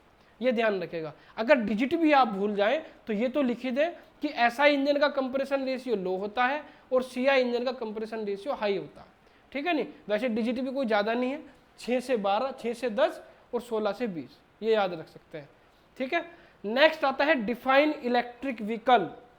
इलेक्ट्रिक व्हीकल क्या होता है, इलेक्ट्रिक व्हीकल क्या होता है बताओ भाई, बता रखा मैंने पहले कि इलेक्ट्रिक व्हीकल क्या होता है। इलेक्ट्रिक व्हीकल आपका वो व्हीकल होता है जो कहाँ से पावर ऑब्टेन करता है, जो आपका इलेक्ट्रिक मोटर और बैटरी से पावर ऑब्टेन करता है, वो कहलाता है आपका इलेक्ट्रिक व्हीकल, ठीक है ना। तो इलेक्ट्रिक देखिए नाम से पता चल रहा है कि ऐसा व्हीकल जो इलेक्ट्रिक एनर्जी चल रहा हो वो कहलाएगा आपका इलेक्ट्रिक व्हीकल। तो रटने की आवश्यकता नहीं है, चीज़ों को समझेंगे तो आप आसानी से याद भी रख सकेंगे और अच्छे नंबर भी गेन कर सकेंगे, ठीक है ना। तो देखिए a EV is defined as a vehicle that can be powered by an electric motor that get electricity from a battery and is capable of being charged from an external source। यानी आपका जो electric vehicle है वो किस तरह का vehicle है, जो can be powered by an electric motor, जिसे पावर किससे मिल रही है, इलेक्ट्रिक मोटर से मिल रही है। और जो इलेक्ट्रिक मोटर को जो इलेक्ट्रिसिटी मिल रही है वो किससे मिल रही है, बैटरी से, क्योंकि इलेक्ट्रिक मोटर आपका डायरेक्ट तो चलेगा नहीं, उसे भी आपको पावर देनी पड़ेगी। तो इलेक्ट्रिक मोटर को पावर कहाँ से मिल रही है, बैटरी से मिल रही है। क्लियर नहीं। और and is capable of being charge from an external source, और आपकी जो बैटरी है वो कैपेबल होगी कहाँ, एक्सटर्नल सोर्स से चार्ज करने में। जैसे आपकी इलेक्ट्रिक रिक्शा आप देखते हैं, ई रिक्शा में क्या होता है, वो यही कॉन्सेप्ट यूज होता है। An electric vehicle is a vehicle that use one और more electric motor for propulsion, यानी आपके व्हील को घुमाने के लिए आप इलेक्ट्रिक व्हीकल में एक सिंगल मोटर भी यूज कर सकते हैं या एक से ज़्यादा मोटर का यूज भी कर सकते हैं। तो ये था आपका इलेक्ट्रिक व्हीकल। इलेक्ट्रिक व्हीकल के हम बात करते हैं, what is the various type category of electric vehicle. Electric vehicle के टाइप्स क्या हैं, कितने टाइप्स के इलेक्ट्रिक व्हीकल आपके होते हैं। देखिए 4 टाइप होंगे आपके। पहला होगा battery electric vehicle. Battery electric vehicle आपका वो व्हीकल होता है, मैं आपको बता देता हूँ थोड़ा सा, वैसे तो नाम ही लिखना है आपको, ठीक है नहीं। बैटरी इलेक्ट्रिक व्हीकल में आपको जो पावर मिलेगी वो केवल और केवल मोटर और बैटरी से मिलेगी, ठीक है। सेकंड आता है hybrid electric vehicle. Hybrid electric vehicle को जो पावर मिलेगी वो बैटरी और मोटर से भी मिलेगी और साथ ही साथ आईसी इंजन से भी मिलेगी। इसमें दोनों चीजें लगी रहती हैं, आईसी इंजन भी और बैटरी मोटर का कॉन्सेप्ट भी। नेक्स्ट आता है plug in hybrid electric vehicle. देखिए ये है तो ये भी हाइब्रिड ही, बस इसमें क्या रहता है कि हाइब्रिड इलेक्ट्रिक व्हीकल के अंदर जो बैटरी लगी होती है उस बैटरी को हम एक्सटर्नली चार्ज नहीं कर सकते। उस बैटरी को जो चार्ज करेगी वो या तो आईसी इंजन की पावर से चार्ज करेंगे या रीजनरेटिव ब्रेकिंग सिस्टम से चार्ज करेंगे। लेकिन जो plug in hybrid electric vehicle होता है इसमें ऐसा इंजन भी होगा, सॉरी सीआई आपका जो है आईसी इंजन भी लगा हुआ होगा, साथ ही साथ बैटरी और मोटर भी लगी हुई होंगी, लेकिन आप बैटरी को बाहर एक्सटर्नल सोर्स से भी चार्ज कर सकते हैं। यही डिफरेंस है इन दोनों में। ये भी आ सकता है आपसे कि हाइब्रिड इलेक्ट्रिक व्हीकल और plug in hybrid electric vehicle में क्या डिफरेंस है। तो क्या डिफरेंस है, इसमें हम क्या कर सकते हैं, इसमें हम बैटरी को एक्सटर्नल सोर्स से चार्ज नहीं कर सकते, इसमें कर सकते हैं। क्लियर है। नेक्स्ट आता है fuel cell electric vehicle. Fuel cell electric vehicle में देखिए क्या होता है, फ्यूल सेल इलेक्ट्रिक व्हीकल में जो मोटर को पावर मिलती है वो फ्यूल सेल से मिलती है। किससे मिलती है, फ्यूल सेल से मिलती है। फ्यूल सेल के थ्रू हम केमिकल एनर्जी को इलेक्ट्रिकल एनर्जी में कन्वर्ट करते हैं। नेक्स्ट आता है देखिए what are EV charger. EV charger मतलब इलेक्ट्रिक व्हीकल का चार्जर। चार्जर आप सब जानते हैं कि चार्जर क्या होता है। चार्जर आपका किसी भी इक्विपमेंट को चार्ज करने के काम आता है, रिचार्ज करने के काम आता है। जैसे मोबाइल को हम चार्ज करते हैं चार्जर से, इसी तरीके से जो बैटरी का जो चार्जर होगा, जो बैटरी को चार्ज करेगा वो कहलाएगा ईवी चार्जर, ठीक है। तो देखिए an EV charger is a piece of equipment that supply electricity power for charging battery. जो क्या करेगा, जो पावर को सप्लाई करेगा बैटरी को चार्ज करने के लिए। और जो मेन जो कंपोनेंट होता है चार्जर का वो ये होता है कि चार्जर आपकी एसी पावर को डीसी पावर में कन्वर्ट करता है, क्योंकि बैटरी के अंदर हम जो पावर स्टोर करते हैं वो डीसी की फॉर्म में करते हैं, और जो आपको इलेक्ट्रिसिटी के सॉकेट से जो पावर मिलती है वो कैसी मिलती है, वो एसी मिलती है। तो चार्जर का जो काम है वो क्या है, एसी को डीसी में कन्वर्ट करना भी है। क्लियर है। एसी को डीसी में कन्वर्ट करेगा तब जाके बैटरी को चार्ज करेगा।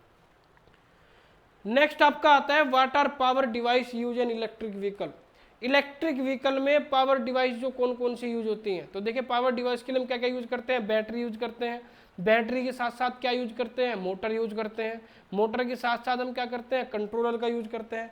तो देखिए देयर आर 4 मेजर डिवाइस, क्या क्या होंगी देखिए। एक तो ट्रैक्शन बैटरी। ट्रैक्शन बैटरी का मतलब जिस बैटरी से केवल मोटर और मोटर ही ऑपरेट हो रही हो, एसेसरीज ऑपरेट ना हो रही हो, उसे कहते हैं ट्रैक्शन बैटरी। नेक्स्ट आता है DC to DC converter. DC to DC converter क्या होगा, जो डीसी पावर की वोल्टेज को कम या ज्यादा करने का काम करता है। थर्ड होगा आपका इलेक्ट्रिक मोटर, और फोर्थ होगा ऑन बोर्ड चार्जर, ठीक है नहीं। On board charger, electric motor, DC to DC converter और आपका ट्रैक्शन बैटरी, ये चारों क्या रहेंगे आपके, ये इलेक्ट्रिक व्हीकल की पावर डिवाइस रहेंगे। नेक्स्ट आता है what do you mean bye hybrid electric vehicle. अभी मैंने आपको बताया कि हाइब्रिड इलेक्ट्रिक व्हीकल क्या होगा। हाइब्रिड इलेक्ट्रिक व्हीकल आपका वो व्हीकल होगा जो आईसी इंजन और इलेक्ट्रिक मोटर दोनों से एनर्जी लेगा, दोनों की एनर्जी से व्हीकल को ऑपरेट करेगा, वो कहलाएगा आपका हाइब्रिड इलेक्ट्रिक व्हीकल। क्लियर है। नेक्स्ट आता है देखिए आपका mention advantage and disadvantage of electric vehicle. ऐसे भी आ सकता है कि इलेक्ट्रिक व्हीकल के 2 एडवांटेज बताओ या 2 डिसएडवांटेज बताओ, ऐसे भी पूछ सकता है। तो अगर मैं एडवांटेज की बात करूं, एडवांटेज इसका क्या है, एडवांटेज इसका है लो रनिंग कॉस्ट, रनिंग कॉस्ट बहुत कम है, ठीक है नहीं, देखिए running cost is low. Second है लो एयर पोल्यूशन, पोल्यूशन बहुत कम हो जाता है इलेक्ट्रिक व्हीकल से। और नेक्स्ट होता है low noise pollution, noise pollution भी कम रहता है, एयर पोल्यूशन कम होगा, नॉइस पोल्यूशन कम होगा और रनिंग कॉस्ट कम रहेगी। क्लियर है, ये इसके एडवांटेज हो गए। डिसएडवांटेज क्या है देखिए, लिमिटेड टॉप स्पीड, यानी आप एक लिमिट तक ही इलेक्ट्रिक व्हीकल को दौड़ा सकते हैं। ऐसा नहीं कि आपने 120 130 की स्पीड से गाड़ी चला रखी है, उसकी एक लिमिट रहेगी कि आप 80 किलोमीटर पर आवर या 90 किलोमीटर पर आवर से ऊपर नहीं चला सकते, ठीक है। दूसरी कंडीशन क्या रहती है, लिमिटेड डिस्टेंस कवर रेंज, यानी आप जो बैटरी की जो कैपेसिटी होगी वो एक मेजर होगी कि आप इस फुल्ली बैटरी चार्ज से, जब आपकी बैटरी फुल्ली चार्ज होगी तब उससे आप 300 किलोमीटर या 250 किलोमीटर की रेंज को कवर कर सकते हैं। तो इसमें सबसे बड़ी दिक्कत ये आती है। नेक्स्ट है हाई इनिशियल कॉस्ट, आपकी जो इलेक्ट्रिक व्हीकल की जो कॉस्ट रहती है वो रनिंग कॉस्ट भले ही कम है लेकिन इनिशियल कॉस्ट बहुत ज़्यादा रहती है। आज के समय में ज़्यादा है लेकिन आने वाले 5 सालों में क्या हो जाएगी, आने वाले 5 सालों में उसकी कॉस्ट आप देखते रहिए, आईसी इंजन के जो इलेक्ट्रिक व्हीकल आते हैं उससे भी कम हो जाएगी। 5 साल रुक जाइए बस, आप देखिए आने वाला फ्यूचर इलेक्ट्रिक व्हीकल का है। नेक्स्ट है charging station limitation. Charging station limitation क्या है, आपकी गाड़ी में तेल खत्म हो गया, आपको हर 5 किलोमीटर पे एक पेट्रोल पंप मिल जाएगा, लेकिन इलेक्ट्रिक व्हीकल के लिए आपको चार्जिंग स्टेशन 5 किलोमीटर छोड़ो 500 किलोमीटर पे भी नहीं मिलेगा। तो लिमिटेड है, बड़े बड़े शहरों में 1-2 लगे हुए हैं अभी, तो सबसे बड़ा डिसएडवांटेज इसका ये भी है, ठीक है।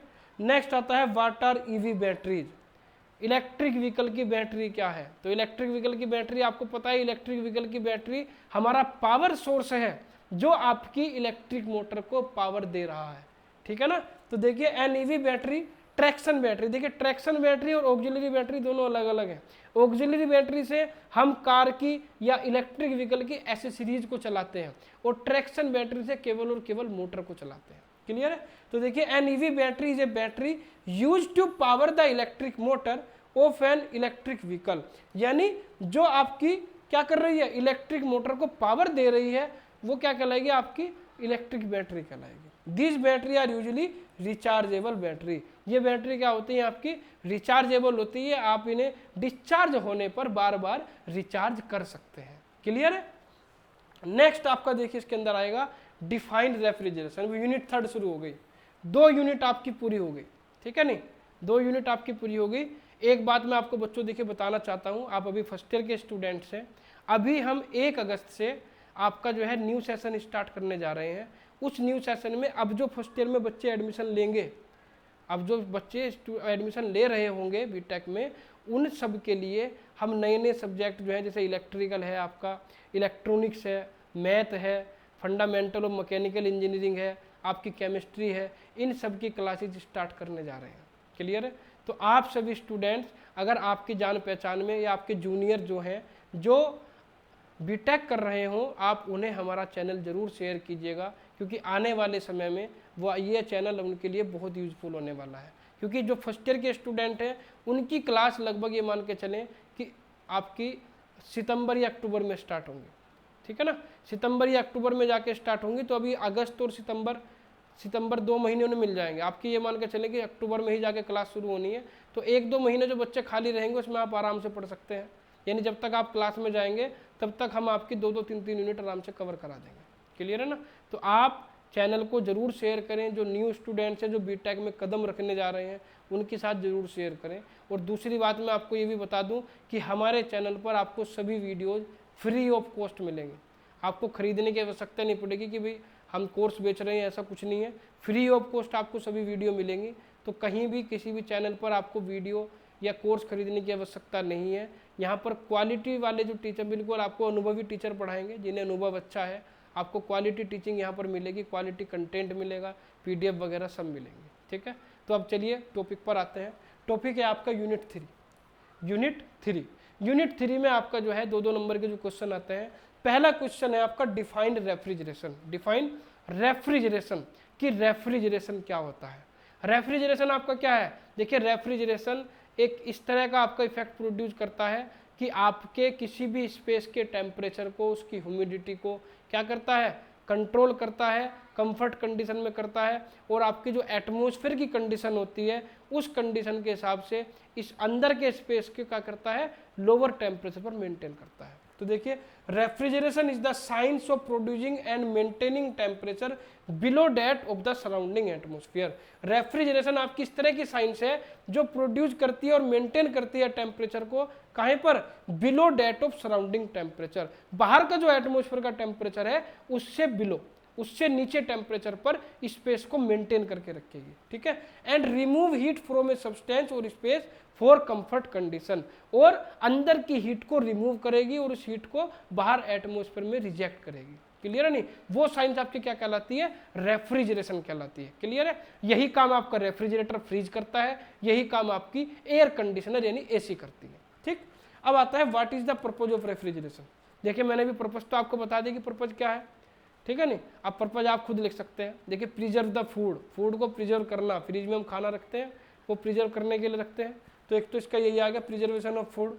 मैन्युफैक्चरिंग ऑफ आइस, बर्फ जमाने के लिए भी इसका यूज होता है, आइसक्रीम जमाने के लिए, बर्फ जमाने के लिए। नेक्स्ट है control air temperature and humidity in the air conditioning system, air temperature को कंट्रोल करना और साथ ही साथ ह्यूमिडिटी को कंट्रोल करना। जैसे बरसात के मौसम में आपने देखा होगा नमी ज़्यादा हो जाती है, तो उस मॉइस्चर को भी आपकी एसी कंट्रोल करती है। क्लियर है ना, तो ये भी इसका आपका पर्पज रहेगा। और for storage of blood plasma tissues etcetera, आपने देखा होगा जब हम ब्लड डोनेट करते हैं तो ऐसा तो है नहीं कि ब्लड डोनेट हमने किया और वो उसने तभी इस्तेमाल कर लिया, वो उसे उठा के रख देते हैं। वो कहाँ उठा के रखते हैं, वो रेफ्रिजरेशन के अंदर ही उठा के रखते हैं, एक टेम्परेचर पर मेंटेन करके रखते हैं जिससे वो खराब ना हो। आपके टिश्यूज, आपकी जो है वैक्सीन वगैरह, कुछ वैक्सीन ऐसी होती हैं जिन्हें एक सर्टेन टेम्परेचर पर ही रखना होता है, तो वहाँ भी आपका जो है एयर रेफ्रिजरेशन का यूज होता है। नेक्स्ट है for manufacture and storage of drugs. Drugs का मतलब जैसे मैंने अभी वैक्सीन की बात की है, वैक्सीन है, कुछ आपकी मेडिसिन वगैरह होती हैं जो एक सर्टेन टेम्परेचर पर ही आपको रखनी होती है, तो उस सर्टेन टेम्परेचर पर रखने के लिए आप किसका यूज करते हैं, आप रेफ्रिजरेशन का यूज करते हैं। क्लियर है, नेक्स्ट बात करते हैं। देखिए नेक्स्ट आपका आता है what do you mean bye refrigeration effect and unit of refrigeration. Refrigeration effect क्या है और यूनिट ऑफ रेफ्रिजरेशन क्या है। 2 नंबर में आपसे जरूर पूछा जाएगा कि यूनिट ऑफ रेफ्रिजरेशन क्या है, ये लिख लें आप, पेपर में जरूर आएगा कि यूनिट ऑफ रेफ्रिजरेशन क्या है आपकी। ठीक है, तो ध्यान से समझिएगा क्वेश्चन को। देखिए रेफ्रिजरेशन इफेक्ट तो वही है जो मैंने अभी आपको बताया है, जो रेफ्रिजरेशन है वही रेफ्रिजरेशन इफेक्ट है आपका। तो देखिए refrigeration effect may be defined as the process of reducing and maintaining a temperature of a space और material below that of surrounding. किसी भी मटेरियल की या किसी भी स्पेस के टेम्परेचर को बाहर के टेम्परेचर से कम पर मेंटेन करना आपका क्या कहलाता है, रेफ्रिजरेशन या रेफ्रिजरेशन इफेक्ट कहलाता है। ठीक है, यूनिट की बात करूं तो इसकी जो यूनिट होती है वो होती है टन। क्या होती है, टन। जब आप एसी खरीदने जाते हैं तो क्या कहते हैं, 1 टन का एसी लेना है, 1.5 टन का लेना है, 2 टन का लेना है, तो वो टन क्या है, वो टन ही उसकी क्या है, यूनिट है। क्या है, यूनिट है। तो देखिए the standard unit of refrigeration is ton of refrigeration और simply ton and denoted by TR। इसे टन ऑफ रेफ्रिजरेशन भी कह सकते हैं या सिंपली टन भी कह सकते हैं। क्लियर है, तो देखिए it is defined as the amount of refrigeration effect heat transfer rate producing during uniform melting of 1 ton 1000 kg of ice at 0 degree centigrade to the water in 24 hour. आपका 1000 kilogram बर्फ अगर आप 0 degree centigrade पर रख दें और 0 degree centigrade पर रखने पर 24 घंटे में वो जितना कूलिंग इफेक्ट प्रोड्यूस करेगी, 24 घंटे में 1000 किलोग्राम की बर्फ 0 डिग्री सेंटीग्रेड पर जितना कूलिंग इफेक्ट प्रोड्यूस करेगी उतना आपका किसके इक्वल होगा, उतना इफेक्ट आपका 1 टन के इक्वल होगा। क्लियर है, तो ये थी आपकी यूनिट ऑफ रेफ्रिजरेशन, ये ध्यान रखिएगा, 2 मार्क्स में जरूर पूछी जाएगी भैया। नेक्स्ट आता है what are different method of producing refrigeration. Refrigeration के डिफरेंट मेथड कौन कौन से हैं, आपको मैंने 9 मेथड पढ़ाए हैं। अगर आपने यूनिट 3 की 1 शॉट वीडियो देख ली होगी तो उसमें मैंने आपको 9 मेथड बताए थे। उन 9 में से आप कोई भी व्हाट आर डिफरेंट मेथड है, डिफरेंट मेथड 9 लिखने जरूरी नहीं है, 2 नंबर में पूछा गया है तो 4 भी लिख देंगे तो काम चल जाएगा आपका। तो देखिए इसमें आइस रेफ्रिजरेशन है, मैकेनिकल रेफ्रिजरेशन है, केमिकल रेफ्रिजरेशन है, वेपर कंप्रेशन रेफ्रिजरेशन सिस्टम है और थर्मो इलेक्ट्रिक रेफ्रिजरेशन है। 5 मैंने लिखे हैं, 4 भी लिख देंगे तब भी काम चल जाएगा। वन शॉट देखी होगी तो 9 के 9 आपके याद होंगे, ठीक है। नेक्स्ट है what do you mean by heat reservoir.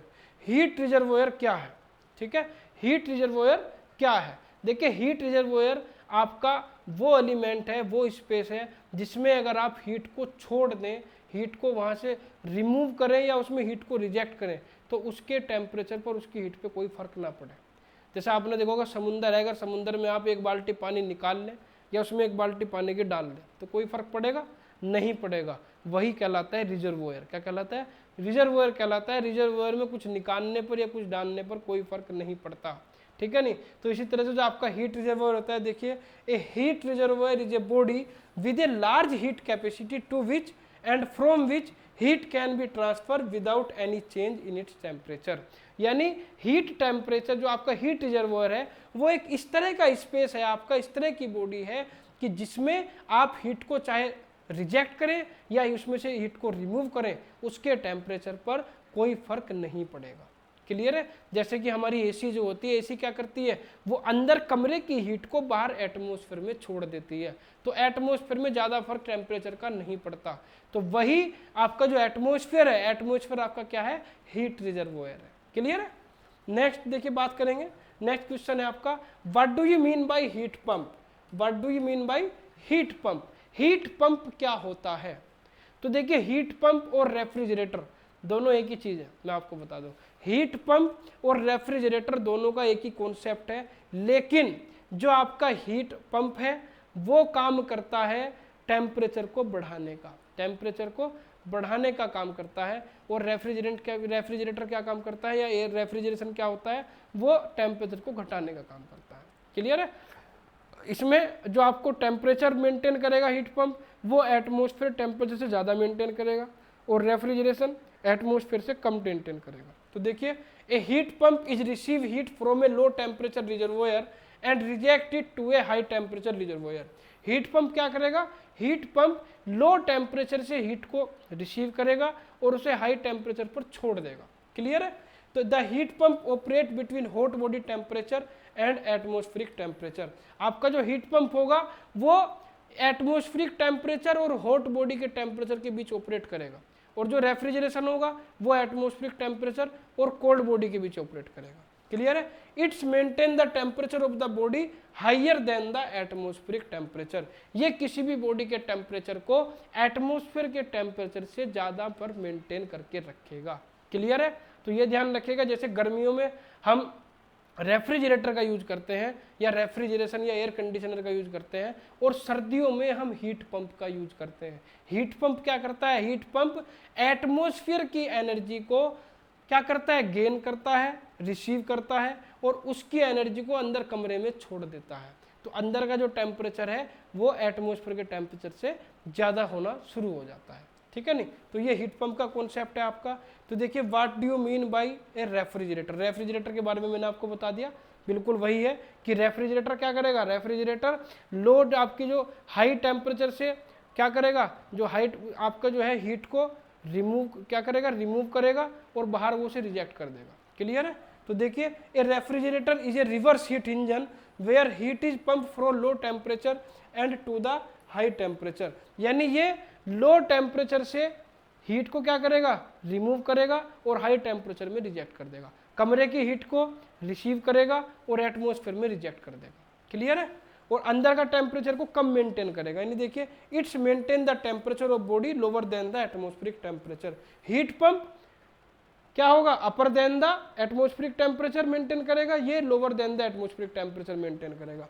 और a refrigerator work between cold body temperature and atmospheric temperature. जो आपका रेफ्रिजरेटर होगा वो किस किस के बीच में काम करेगा, वो कोल्ड बॉडी के टेम्परेचर और एटमॉस्फेरिक बॉडी के एटमॉस्फेयर के टेम्परेचर के बीच में काम करेगा। दोनों में यही डिफरेंस है, एक टेम्परेचर को बढ़ाता है, एक टेम्परेचर को घटाता है। नेक्स्ट आता है explain COP of A refrigerator. COP क्या है, रेफ्रिजरेटर की सीओपी क्या होती है। देखिए जैसे इंजन होता है, इंजन के अंदर क्या होता है, इंजन के अंदर होती है एफिशिएंसी, और यहाँ पर जो आपका रेफ्रिजरेटर क्या रहता है, रेफ्रिजरेटर की होती है सीओपी। ठीक है नहीं। तो देखिए सीओपी क्या होगा, सीओपी होगा आपका कि आपने किसी भी सिस्टम से कितनी हीट क्या की, कितनी हीट आपने उससे रिसीव की, कितनी हीट आपने उससे एक्सट्रैक्ट की, और अपॉन उस हीट को एक्सट्रैक्ट करने के लिए आपको कितना वर्क करना पड़ा। तो देखिए आपका क्या होगा, it is the ratio of the amount of heat taken from the cold body Q1 to the amount of work to be done on the system WR। यानी आपने कोल्ड बॉडी से कितनी हीट को एक्सट्रैक्ट किया, कितनी heat को बाहर खींचा, और उस हीट को खींचने के लिए आपको कितना वर्क डन करना पड़ा, उन दोनों का रेशियो क्या कहलाएगा, आपका COP कहलाएगा। नेक्स्ट देखिए आता है difference between refrigerator and heat pump. ये मैंने आपको बता दिया कि रेफ्रिजरेटर और हीट पंप के बीच में क्या डिफरेंस है। रेफ्रिजरेटर क्या करेगा, आपका टेम्परेचर को लोअर देन करेगा एटमॉस्फेयर से, और हीट पंप अपर देन करेगा, ठीक है ना, एटमॉस्फेयर से ज़्यादा पर मेंटेन करके रखेगा। रेफ्रिजरेटर किसके बीच काम करेगा, कोल्ड बॉडी और एटमॉस्फेयर के, और हीट पंप किसके बीच काम करेगा, हॉट बॉडी और एटमॉस्फेयर के, ठीक है। अब बात करते हैं, देखिए list the component of A vapour compression refrigeration system and show them in sequence and show them in, ये काट दीजिएगा, यहाँ पर 2 बार टाइप हो गया है, and show them in sequence on A block diagram. यानी वेपर कंप्रेशन रेफ्रिजरेशन सिस्टम के कौन कौन से कंपोनेंट होते हैं, उनका क्या सीक्वेंस होता है। देखिए 4 कंपोनेंट होते हैं आपके, कंप्रेसर, कंडेंसर, इवेपोरेटर और एक्सपेंशन वाल्व। सीक्वेंस इसका क्या रहता है, देखिए पहले यहाँ इवेपोरेटर होगा, इवेपोरेटर से फिर कंप्रेसर, कंप्रेसर से फिर कंडेंसर, कंडेंसर फिर एक्सपेंशन वाल्व, एक्सपेंशन वाल्व से फिर इवेपोरेटर। यही आपका जो है यही सीक्वेंस रहेगा, इस सीक्वेंस को आप चेंज नहीं कर सकते। Vapour compression cycle, refrigeration, air आपका जो है रेफ्रिजरेशन हो गया, या आपका जो है AC हो गया, वो सब इसी सीक्वेंस पर काम करते हैं। नेक्स्ट देखिए आपका आता है define energy performance ratio, EPR, इसे कहते हैं शॉर्ट में EPR। जैसे COP था, COP किसकी होती है, COP होती है रेफ्रिजरेटर की। हीट इंजन की एफिशिएंसी होती है, रेफ्रिजरेटर की COP होती है, और हीट पंप की EPR होती है, यानी एनर्जी परफॉर्मेंस रेशियो।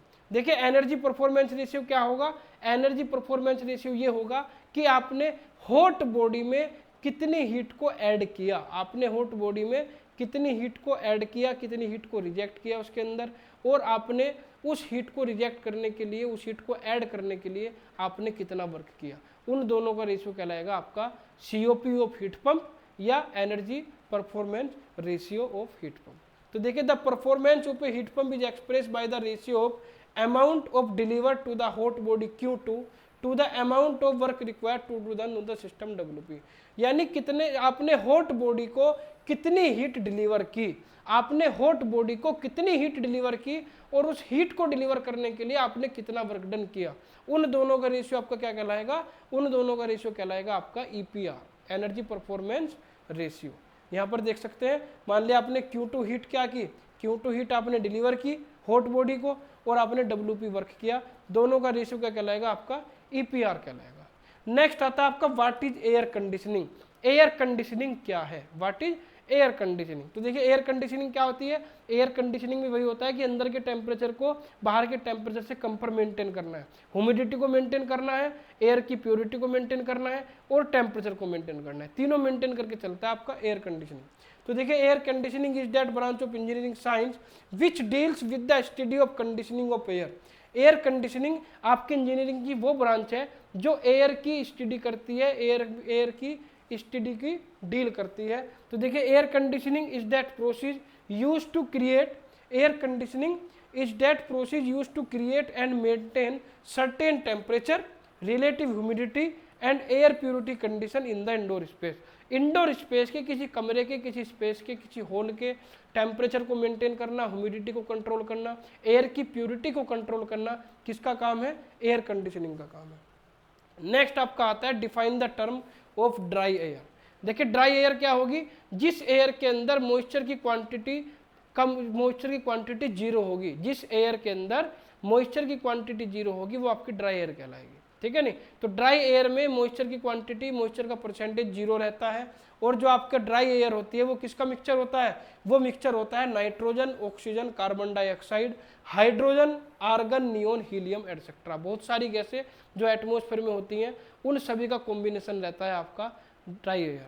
उसके अंदर 78% आपकी नाइट्रोजन होती है और 21% आपकी ऑक्सीजन होती है। मेजर पार्ट इन दोनों का ही होता है, बाकी जो जितनी सारी गैसें बची उन सब का 1% के अंदर सभी गैसें आ जाती हैं। तो ड्राई एयर में आपको ध्यान रखना है कि ये मिक्सचर होगा इन गैसों का, और इसके अंदर जो क्वांटिटी होगी आपकी ह्यूमिडिटी की वो 0 होगी। क्लियर है नहीं, मॉइस्चर इसके अंदर नहीं होगा।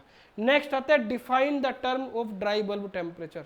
देखिए ड्राई बल्ब टेम्परेचर क्या होता है, जब हम थर्मोमीटर से किसी के टेम्परेचर को क्या करते हैं, थर्मोमीटर से किसी स्पेस के टेम्परेचर को मेजर करते हैं, तो अगर आपने देखा होगा जो थर्मोमीटर रहता है उसके नीचे इस तरह एक बल्ब रहता है, अगर वो बल्ब आपका मॉइस्चर को से अफेक्टेड नहीं है, उस पर मॉइस्चर कोई इफेक्ट नहीं डाल रहा है, तो वहाँ से जो आप टेम्परेचर रिकॉर्ड कर रहे हैं, मेजर कर रहे हैं, वो कहलाता है ड्राई बल्ब टेम्परेचर। ठीक है, तो देखिए it is the normal temperature of air vapour mixture recorded by a thermometer when it is not affected by the moisture present in the air. Air के अंदर जो मॉइस्चर प्रेजेंट है, अगर वो आपका मॉइस्चर किसे अफेक्ट नहीं कर रहा है, वो आपके थर्मोमीटर को अफेक्ट नहीं कर रहा है, तो वहां से जो आपका टेम्परेचर रिकॉर्ड होगा वो कहलाएगा dry bulb temperature. The dry bulb temperature इसे डीबीटी भी कहते हैं शॉर्ट में, और ये जनरली किससे रिलेट होगा, टीडी से या टीडीबी से। क्लियर है। इसके बाद देखिए बात करते हैं डिफाइन वेट बल्ब टेम्परेचर। देखिए वो ड्राई बल्ब था, ये वेट बल्ब था, यानी ड्राई बल्ब में तो आपका जो है मॉइस्चर अफेक्ट नहीं कर रहा, वेट बल्ब में अफेक्ट करेगा। कैसे, जो आपका थर्मोमीटर होता है, अगर थर्मोमीटर के बल्ब पर मैं नीचे गीला कपड़ा लपेट दूं, गीले कपड़े से उसे कवर कर दूं, तो आपकी जो स्पेस की एयर आपकी जो बल्ब से टकराएगी, जब उसका टेम्परेचर रिकॉर्ड करेंगे तो वो किससे होके जाएगी, वो होके जाएगी आपके ड्राई उसके वेट क्लॉथ से। और जब वेट क्लॉथ से होके जाएगी तो उस क्लॉथ के अंदर जो पानी है, जो मॉइस्चर है, वो मॉइस्चर उस एयर की हीट को एब्जॉर्ब कर लेगा और एटमॉस्फेयर में वेपराइज हो जाएगा। लेटेंट हीट के इक्वल हीट को एब्जॉर्ब करेगा और वेपराइज हो जाएगा, और आपकी एयर का टेम्परेचर ऑटोमेटिक कम हो जाएगा। तो वहाँ क्या कर रहा है, वहाँ मॉइस्चर आपके ड्राई बल्ब को अफेक्ट कर रहा है, वहाँ से जो आपका टेम्परेचर रिकॉर्ड होगा वो क्या कहलाएगा, आपका वेट बल्ब टेम्परेचर। क्लियर है। तो ये आप देख लीजिएगा। देखिए it is the temperature of air recorded by thermometer when its bulb is covered by a wet cloth, when the air pass over the wet cloth the moisture content in the cloth tends to evaporate that produce cooling effect at the bulb and equilibrium temperature lower than of air stream is recorded. Clear है। आपके अगर हम क्या करेंगे, इस पर गीला कपड़ा लपेटेंगे तो आपका पानी क्या करेगा, एयर की हीट को एब्जॉर्ब करेगा, एब्जॉर्ब करने के बाद वेपराइज हो जाएगा, और वहां पर जो आपका टेम्परेचर रिकॉर्ड होगा वो कहलाएगा वेट बल्ब टेम्परेचर। ठीक है। नेक्स्ट आता है डिफाइन ड्यू पॉइंट टेम्परेचर। देखिए ड्यू पॉइंट टेम्परेचर क्या होता है, ड्यू पॉइंट टेम्परेचर आपका वो टेम्परेचर होगा जिस टेम्परेचर पर आपके जो मॉइस्चर होगा, आपकी जो एयर वेपर होंगी, वो एयर वेपर कंडेंस होना स्टार्ट हो जाएंगी। यानी जो एयर वेपर है, जो आपकी वेपर है, वो वेपर आपकी वाटर में बदलना शुरू हो जाएंगी, वो वेपर से लिक्विड फॉर्म में आना शुरू हो जाएंगी। तो जिस टेम्परेचर पर आपकी वेपर वाटर में कन्वर्ट हो रही है, वो टेम्परेचर कहलाएगा आपका ड्यू पॉइंट टेम्परेचर। तो देखिए it is the temperature of air recorded by a thermometer when the moisture water vapour present in its begins to condense. Condense का मतलब होता है कि वो वेपर से लिक्विड में चेंज हो रही हैं, अपने फेज को चेंज कर रही हैं, वो टेम्परेचर कहलाएगा आपका ड्यू पॉइंट टेम्परेचर। नेक्स्ट आपका आता है यूनिट 4। यूनिट 3 आपकी खत्म हो गई, यूनिट 3 आपकी फिनिश हो गई, जितने 2 मार्क्स के क्वेश्चन थे। अब यूनिट 4 पर चलते हैं। यूनिट 4 देखिए, यूनिट 4 का आपका क्या है, यूनिट 4 का सबसे पहला क्वेश्चन है आपका define the term fluid. Fluid क्या है। देखिए फ्लूइड क्या होता है, आपका फ्लूइड एक इस तरह का सब्सटेंस है जो डिफॉर्म होता रहता है। डिफॉर्म का मतलब अपनी पोजीशन को, अपनी शेप को चेंज करता रहता है टाइम टू टाइम। ठीक है। तो देखिए ए fluid is a liquid. Fluid क्या होता है, लिक्विड या गैस होता है, लिक्विड भी हो सकता है, गैस भी। तो a fluid is a liquid और gas substance which flow easily and deform continuously when subjected to external shearing force. ठीक है। ये क्या होगा, फ्लूइड आपका इजीली फ्लो करता रहेगा, और जब हम उस पर क्या करेंगे, जब हम उस पर एक्सटर्नल फोर्स लगाएंगे तो वो अपनी पोजीशन और अपनी शेप को चेंज कर रहा होगा, डिफॉर्म कर सकता है। क्लियर है। तो ये कहलाएगा आपका फ्लूइड। नेक्स्ट आता है स्पेसिफिक ग्रेविटी क्या होती है। Define specific gravity of fluid. Specific gravity के बारे में मैंने आपको देखिए बताया था कि स्पेसिफिक ग्रेविटी क्या होगा। स्पेसिफिक ग्रेविटी आपका रेशियो होगा density of fluid upon density of water. ठीक है नहीं, या अगर मैं किसी गैस की निकाल रहा हूं तो क्या होगा, density of gas upon density of atmospheric air. Clear है। उन दोनों का रेशियो आपको क्या कहलाएगा, स्पेसिफिक ग्रेविटी कहलाएगा। डेंसिटी भी कह सकते हैं, वेट डेंसिटी भी कह सकते हैं, दोनों एक ही चीज है। तो देखिए specific gravity is defined as the ratio of weight density और density of the fluid to the weight density और density of a standard fluid. Standard fluid क्या होता है, लिक्विड में वाटर और गैस में एटमॉस्फेरिक एयर। क्लियर है, तो ये रहेगा आपका। देखिए नेक्स्ट आपका आता है इसके अंदर, right any 4 properties name of a fluid. 4 fluid की प्रॉपर्टीज के नाम लिखने हैं। तो देखिए 4 फ्लूइड की प्रॉपर्टी, एक तो डेंसिटी हो गई आपकी, एक विस्कोसिटी हो गई, वेट डेंसिटी भी लिख सकते हैं आप, स्पेसिफिक ग्रेविटी हो गई, काइनेमेटिक विस्कोसिटी हो गई, एक डायनेमिक विस्कोसिटी हो सकती है, आपकी जो है सरफेस टेंशन हो सकती है। तो किन्हीं भी 4 फ्लूइड की प्रॉपर्टीज का आप नाम लिखना है, डिफाइन नहीं करनी है, केवल नाम लिखना है आपको। ठीक है, नेक्स्ट आता है डिफाइन विस्कोसिटी। विस्कोसिटी क्या है, तो देखिए विस्कोसिटी क्या होगी आपकी, जब आपकी फ्लूइड की लेयर आपस में क्या करती है, फ्लूइड की लेयर फ्लो करती है, तो ऊपर वाली और नीचे वाली दो एडजेसेंट लेयर जो होती हैं, जो आपस में मिल रही होती हैं, वो एक दूसरे के फ्लो को क्या करती हैं, रजिस्ट करने का कोशिश करती हैं, एक दूसरे के फ्लो का विरोध करती हैं। तो वो जो फ्लो का जो विरोध हो रहा है, जो रेजिस्टेंस क्रिएट हो रहा है, वही रेजिस्टेंस आपका क्या कहलाता है, विस्कोसिटी कहलाता है। और इसी विस्कोसिटी की वजह से जो आपकी नदियों की लहरें होती हैं, उन जो ऊपर वाली लहरें होती हैं उनकी वेलोसिटी ज़्यादा होती है, और जैसे जैसे आप नीचे चले जाते जाएंगे, नीचे तलहटी में जाते जाते उसकी वेलोसिटी 0 हो जाती है, यानी घटती चली जाती है। ठीक है नहीं, वो सब विस्कोसिटी की वजह से ही होता है। तो देखिए viscosity is defined as the property of fluid which provide resistance to the movement of one layer of fluid over another adjacent layer of the fluid। यानी जिसमें फ्लूइड की एक लेयर अपने से मिली हुई दूसरी लेयर का क्या कर रही है, रेजिस्टेंस क्रिएट कर रही है उसके फ्लो में, वो आपकी क्या कहलाएगी, वही रेजिस्टेंस आपका विस्कोसिटी कहलाता है। नेक्स्ट आपका देखिए इसके अंदर आता है state Newton's law of viscosity.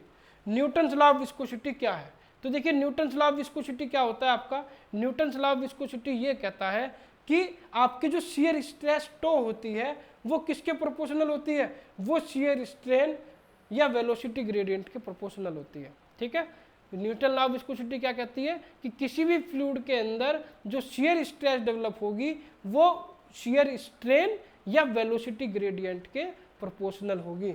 यानी टो किसके प्रोपोर्शनल होगा, टो प्रोपोर्शनल होगा आपका du/dy। टो आपका शियर स्ट्रेस है और du/dy आपका शियर स्ट्रेन या वेलोसिटी ग्रेडियंट है।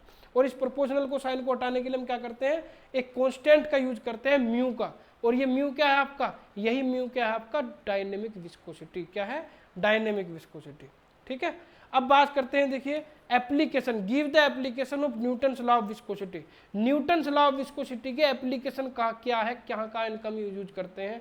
तो देखिए पहला जो एप्लीकेशन है वो है लुब्रिकेशन इन बियरिंग।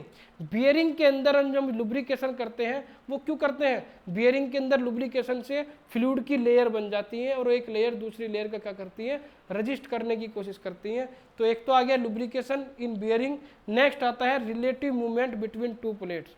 दो प्लेट अगर आपकी मूव कर रही हैं तो उन प्लेट के बीच में भी हम क्या कर देते हैं, लुब्रिकेशन क्रिएट कर देते हैं, जिससे उन दोनों लेयर के बीच में एक लुब्रिकेशन की लेयर क्रिएट हो जाती है और वो एक दूसरे की जो आपका फ्लो होगा उसके अंदर फ्लूइड का, वो उसमें रेजिस्टेंस क्रिएट करने का काम करेगी। तो आपके जो न्यूटन्स लॉ ऑफ विस्कोसिटी है, न्यूटन्स लॉ ऑफ विस्कोसिटी में जो एप्लीकेशन रहेंगे आपके क्या रहेंगे, एक लुब्रिकेशन इन बियरिंग और एक relative movement between two plate. Clear है। इसके बाद हम बात करते हैं, देखिए what is different between dynamic viscosity and kinematic viscosity. Dynamic viscosity और काइनेमेटिक विस्कोसिटी में क्या डिफरेंस है। तो देखिए डायनेमिक विस्कोसिटी आपकी क्या होती है, डायनेमिक विस्कोसिटी मैंने आपको बताई है अभी कि जो आपका एक लेयर और दूसरी लेयर के बीच में जो रेजिस्टेंस क्रिएट होगा वो आपका क्या होगा, वो विस्कोसिटी या डायनेमिक विस्कोसिटी होती है। क्लियर है नहीं, तो ये तो आ गई आपकी डायनेमिक विस्कोसिटी या विस्कोसिटी, दोनों एक ही चीज होती है। डायनेमिक विस्कोसिटी भी कह सकते हैं, विस्कोसिटी भी कह सकते हैं। और काइनेमेटिक विस्कोसिटी देखिए क्या होगी, काइनेमेटिक विस्कोसिटी रेशियो होता है, किसका रेशियो होता है, वो रेशियो होता है आपका डायनेमिक विस्कोसिटी और डेंसिटी का। क्लियर है। तो देखिए it is defined as the ratio between the dynamic viscosity of fluid, it is denoted by nu. इसे किससे डिनोट करते हैं, न्यू से। डायनेमिक विस्कोसिटी को म्यू से डिनोट करेंगे और इसे न्यू से डिनोट करेंगे। क्लियर है, ये ध्यान रखिएगा आप।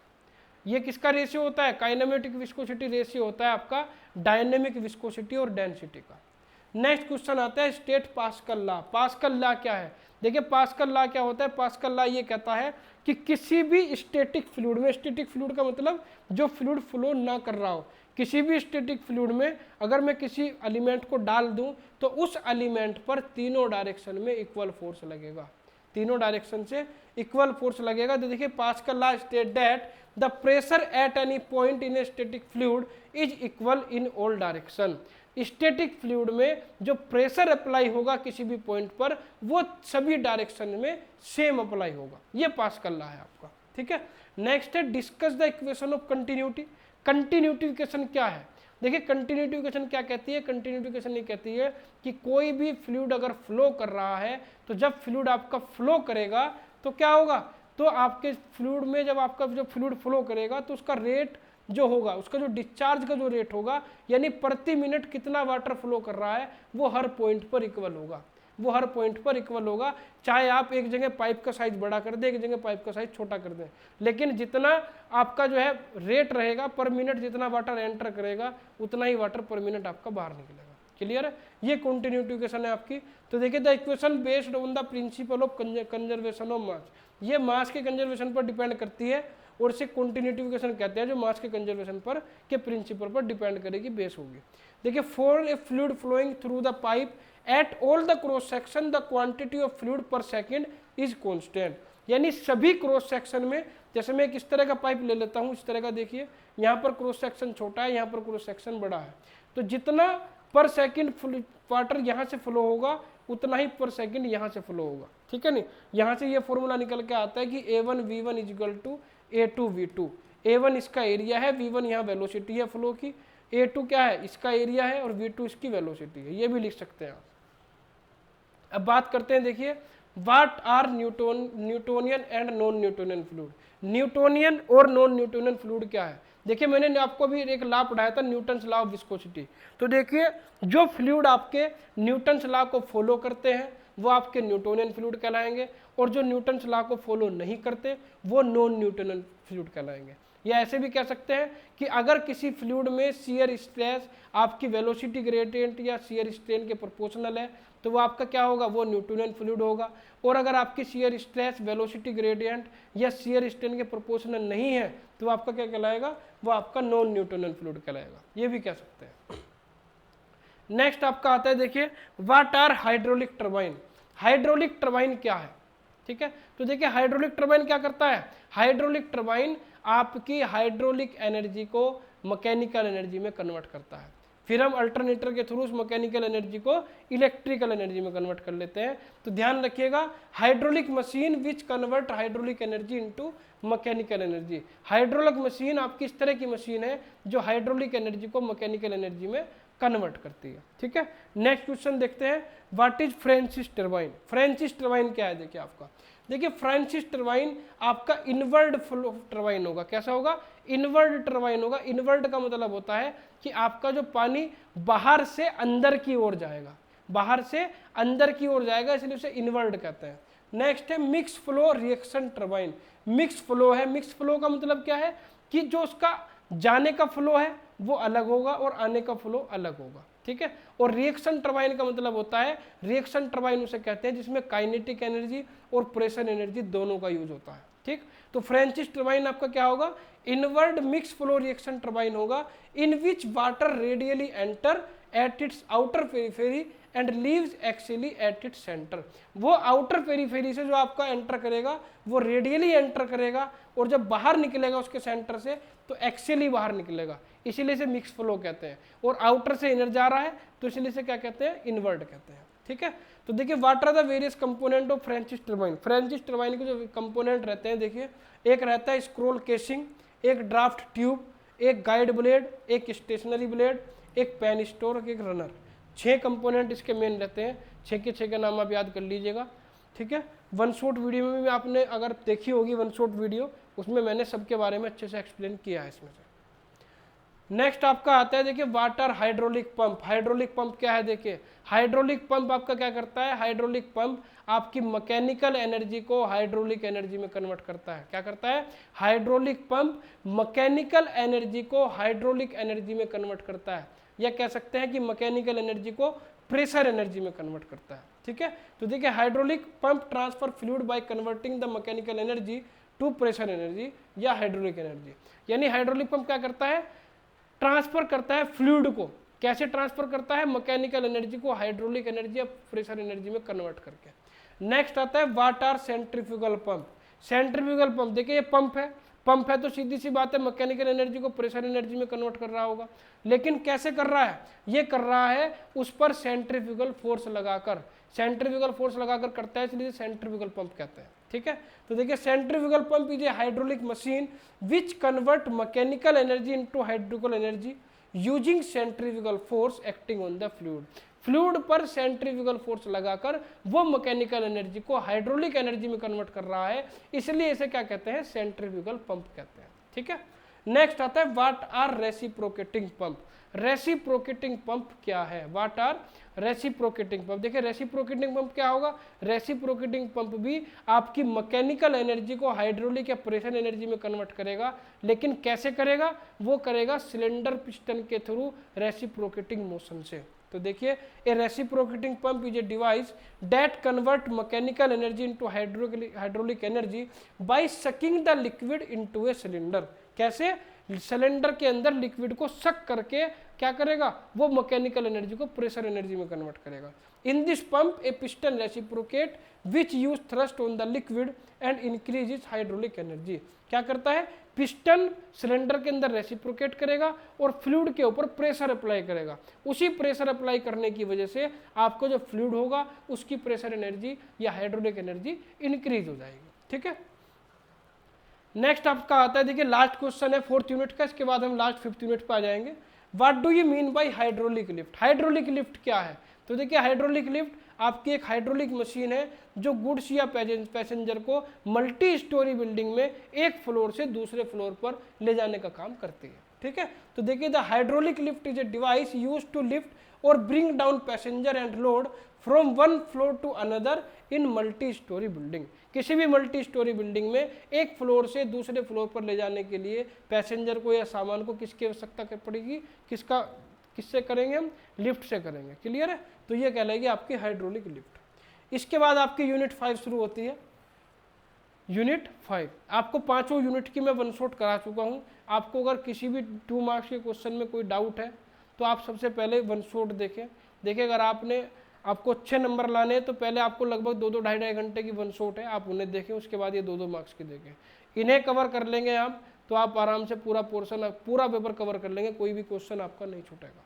क्लियर है, तो देखिए मेजरमेंट क्या है? What is measurement. मेजरमेंट क्या है? सबसे पहले मैं मेजरमेंट की बात करता हूँ कि मेजरमेंट क्या होता है। देखिए मेजरमेंट क्या होता है? किसी भी चीज़ को, किसी भी एलिमेंट को मेजर करना। मेजर कैसे करते हैं? मेजर करते हैं स्टैंडर्ड यूनिट से। अगर आप 2 किलो चीनी लेने जाएंगे तो क्या करेगा? वो पहले 2 किलो स्टैंडर्ड वजन एक तरफ रखेगा, 2 किलो का बाट रखेगा, तब जाके 2 किलोग्राम चीनी को तेल होगा। यानी क्या कर रहा है? वो एक स्टैंडर्ड वैल्यू से आपको एलिमेंट को क्या कर रहा है? कंपेयर कर रहा है, तब जाके आप क्या कर रहे हैं? मेजरमेंट कर रहे हैं। तो देखिए measurement is the process of comparing unknown magnitude of certain parameter with the non predefined standard of the parameter. किसी भी अननोन पैरामीटर को नॉन या प्री डिफाइंड पैरामीटर से कंपेयर करना आपका क्या कहलाता है? आपका कहलाता है मेजरमेंट। जैसे आप एक मीटर कपड़ा लेने जाते हैं तो सबसे पहले वो क्या करता है? वो सबसे पहले एक मीटर उठा के लाता है, एक लंबा सा, उससे कपड़े को मेजर करता है।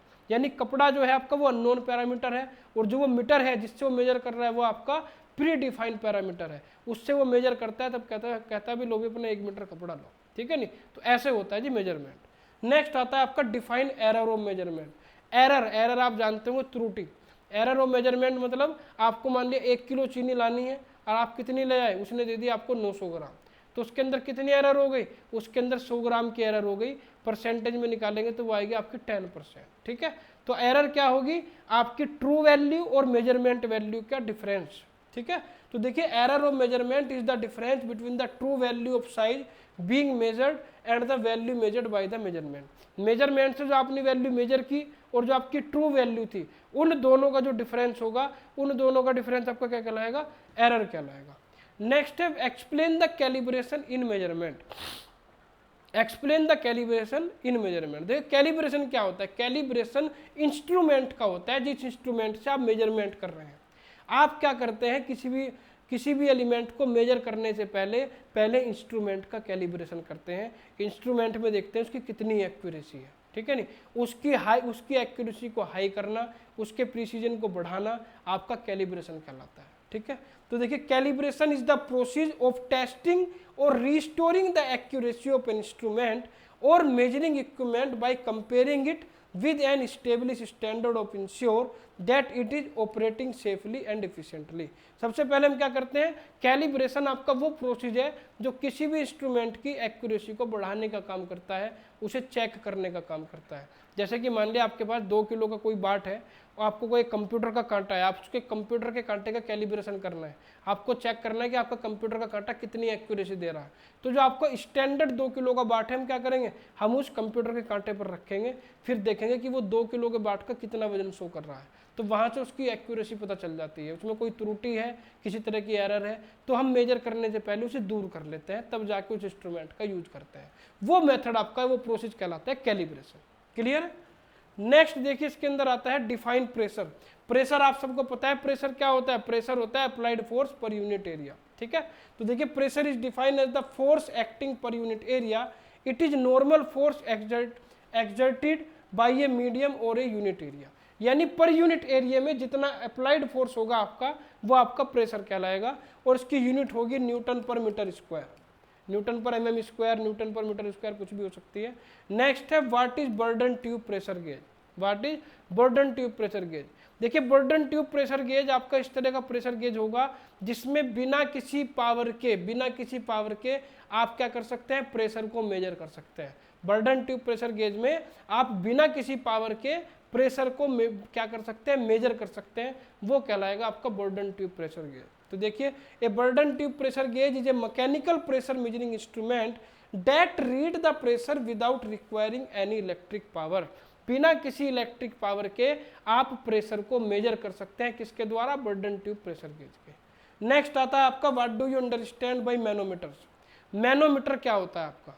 देखिए मैनोमीटर क्या रहता है, मैनोमीटर आपका इस तरह का यू शेप का रहेगा, इसके अंदर एक कांच की ट्यूब रहेगी, इसके अंदर फ्लूइड भरा हुआ होगा। ठीक है नहीं, इस फ्लूइड की हाइट से, मान लिया इधर आपकी हाइट फ्लूइड की ज़्यादा है, इधर कम है, तो इसके बीच में जितना डिफरेंस होगा उस डिफरेंस से हम क्या करते हैं, प्रेशर को मेजर करते हैं कि कितना प्रेशर है। क्लियर है? देखिए a manometer is an instrument used to measure and indicate pressure. It is usually referred to as a U shape tube that is filled with a liquid.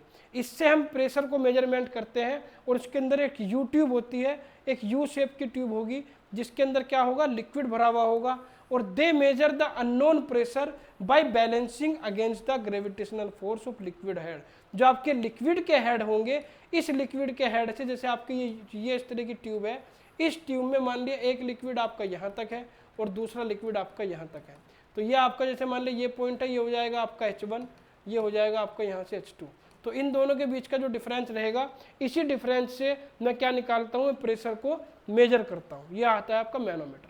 Next आता है देखिए व्हाट इज थर्मोकपल। थर्मोकपल आपका किसके काम आता है, thermocouple आता है आपका टेम्परेचर को मेजर करने के काम। थर्मोकपल किसके काम आता है, थर्मोकपल टेम्परेचर को मेजर करने के काम आता है। क्लियर है? और हम जब इसमें टेम्परेचर को मेजर करते हैं तो कैसे करते हैं, देखिए इसमें हम 2 वायर लेते हैं अलग अलग मेटल के, उन दोनों वायर को आपस में जोड़ देते हैं, और जब उन वायर में हम इलेक्ट्रिसिटी फ्लो करते हैं, जब इस वायर में इलेक्ट्रिसिटी फ्लो होगी तो एक जंक्शन का जो टेम्परेचर रहेगा वो कम रहेगा, और दूसरे टेम्परेचर का क्या रहेगा, दूसरे जंक्शन का जो टेम्परेचर रहेगा वो ज़्यादा रहेगा। और जो इनसे वोल्टेज क्रिएट हो रहे हैं, जो इनसे वोल्टेज आपको जो दे रहे हैं, उस वोल्टेज से आप इन दोनों टेम्परेचर को मेजर कर सकते हैं कि इस जंक्शन पर कितना टेम्परेचर है, इस पर कितना टेम्परेचर है। ठीक है नहीं, तो इलेक्ट्रिक करंट की हेल्प से आप क्या कर सकते हैं, टेम्परेचर को मेजर कर सकते हैं। ये डिवाइस आपकी कहलाती है थर्मोकपल। देखिए thermocouple is a thermo electric device for measuring temperature. Thermocouple एक थर्मो इलेक्ट्रिक डिवाइस है जो मेजर करती है किसी टेम्परेचर को, और consisting of 2 wire of different metal connected eight 2 point. 2 different wire को, 2 डिफरेंट मेटल के वायर को हम 2 पॉइंट पर क्या करेंगे, कनेक्ट कर देंगे। A voltage being develop between the two junction, जिससे उन दोनों के बीच में क्या हो जाएगी, एक वोल्टेज डेवलप हो जाएगी। टेम्परेचर डिफरेंस होने की वजह से उनके अंदर करंट फ्लो हो जाएगा, वोल्टेज डेवलप हो जाएगी, और जितनी वोल्टेज डेवलप होगी वही वोल्टेज उनके टेम्परेचर डिफरेंस को डिफाइन करेगी कि दोनों जंक्शन के बीच कितना टेम्परेचर डिफरेंस है। क्लियर है।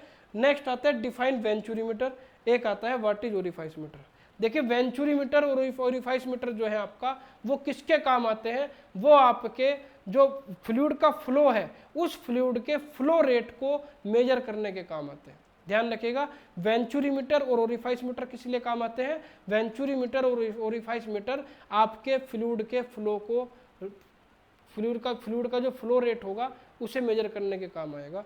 तो देखिए venturimeter is a device use for measuring the rate of flow of a fluid flowing through a pipe. Clear है, जो आपका रेट ऑफ फ्लो होगा उसे मेजर करने के काम आएगा, और सेम वर्क आपको ओरिफाइस मीटर करेगा। दोनों डिवाइस अलग अलग होती हैं लेकिन काम दोनों का एक ही रहता है। नेक्स्ट आपका आता है देखिए define strain and strain gauge. Strain क्या है और स्ट्रेन गेज क्या है। देखिए स्ट्रेन क्या होता है, स्ट्रेन क्या होती है, किसी भी एलिमेंट में जो डिफ्लेक्शन हो रहा है, जो उसकी शेप में चेंज हो रहा है, वो स्ट्रेन कहलाएगा, और जो उस स्ट्रेन को मेजर कर रहा है वो स्ट्रेन गेज कहलाएगा। सीधी सी बात है। तो देखिए it is defined as the ratio of change in shape of its original shape. आपकी जो शेप चेंज होगी, जो डायमेंशन चेंज होगी किसी भी एलिमेंट की, वो स्ट्रेन कहलाएगी। और it is a device for measure the strain in a body और ऑब्जेक्ट, और उस बॉडी के या ऑब्जेक्ट के अंदर जितनी स्ट्रेन डेवलप हो रही है उस स्ट्रेन को मेजर करने के लिए हम जिस डिवाइस का यूज कर रहे हैं, जिस इंस्ट्रूमेंट का यूज कर रहे हैं, वो इंस्ट्रूमेंट आपका क्या कहलाएगा, स्ट्रेन गेज कहलाएगा। ठीक है। नेक्स्ट आता है what is proving ring. What is proving ring. देखिए प्रोविंग रिंग एक डिवाइस होती है जिससे हम फोर्स को मेजर करते हैं। किसे मेजर करते हैं, फोर्स को मेजर करते हैं। तो हम सीधे सीधे एक लाइन में लिख सकते हैं the proving ring is a device use for to measure force. Force को मेजर करने के लिए जिस डिवाइस का यूज करते हैं वो क्या कहलाती है, प्रोविंग रिंग कहलाती है। ठीक है। नेक्स्ट आता है डिफाइन एक्यूरेसी। एक्यूरेसी देखिए क्या होती है, एक्यूरेसी मतलब कितना एक्यूरेट है, कितना एक्यूरेट है। जो आपकी वैल्यू आई, जो आपने मेजरमेंट से वैल्यू निकाली, वो ट्रू वैल्यू के कितने नज़दीक है, कितने पास है। जैसे मान लिया आपने 1 किलोग्राम वजन मेजर किया और वो 1 किलोग्राम मान लिया कितना है, वो 999 ग्राम है या आपका 900 ग्राम है, तो जितना वो 1000 ग्राम के आसपास रहेगा उसकी एक्यूरेसी उतनी ही ज़्यादा रहेगी। ठीक है। तो देखिए accuracy is defined as degree of closeness of the output to the value of measured quantity. जो आपने क्वांटिटी मेजर की है, जो आपने क्वांटिटी क्या की है, जो आपने क्वांटिटी मेजर की है, मेजरमेंट जिसका किया है, वो आपकी एक्चुअल वैल्यू के कितने क्लोज है।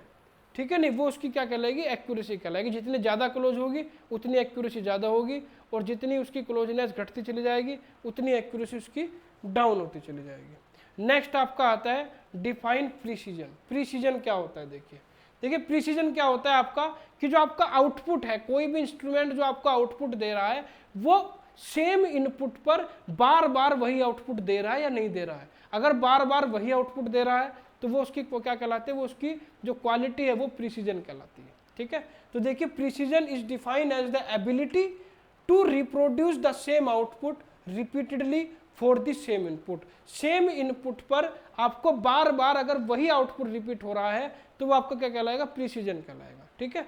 It any device give same output, if any device give same output again and again at same input, it is said to have high precision. अगर आपकी कोई डिवाइस सेम इनपुट पर बार बार same output दे रही है तो हम कह सकते हैं कि वो हाई प्रीसीजन डिवाइस है।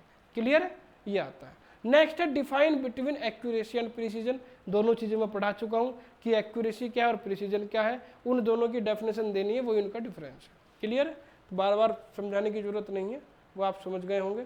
नेक्स्ट है आपका डिफाइन मैकाट्रॉनिक्स एंड इट्स की एलिमेंट। देखिए मैकाट्रॉनिक्स क्या होता है, आपका नाम से ही पता चल रहा है। देखिए मैकाट्रॉनिक्स क्या है, मैकेनिकल प्लस इलेक्ट्रॉनिक्स। मैकेनिकल और इलेक्ट्रॉनिक्स का कॉम्बिनेशन आपका क्या कहलाता है, मैकाट्रॉनिक्स कहलाता है। अब मैकेनिकल में के अंदर इलेक्ट्रिकल भी आ जाती है, मैकेनिकल के अंदर इलेक्ट्रिकल भी आ जाती है, और इलेक्ट्रॉनिक्स के अंदर कंप्यूटर साइंस भी आ जाती है। भाई इलेक्ट्रॉनिक्स के अंदर दोनों का यूज होता है।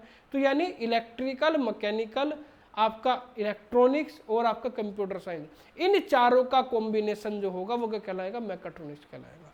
तो देखिए मैकाट्रॉनिक्स में भी define as the complete integration of mechanical system with electronics, electrical and computer system into a single system. अगर किसी सिंगल सिस्टम में हम mechanical, computer science, electronics, electrical चारों का यूज कर लें तो वो आपको क्या बन जाएगा, वो बन जाएगा आपका मैकाट्रॉनिक्स। और जो एलिमेंट्स रहते हैं देखिए मैकाट्रॉनिक्स के कौन कौन से रहते हैं, एक रहता है एक्चुएटर एंड सेंसर, एक रहेगा सिग्नल एंड कंडीशनिंग, एक रहेगा डिजिटल लॉजिक सिस्टम, एक रहेगा software and data acquisition system, एक रहेगा कंप्यूटर एंड डिस्प्ले डिवाइस। ये सारी चीज़ें मैं आपको पढ़ा चुका हूँ वन शॉट वीडियो में, तो वहाँ से आप समझ भी सकते हैं।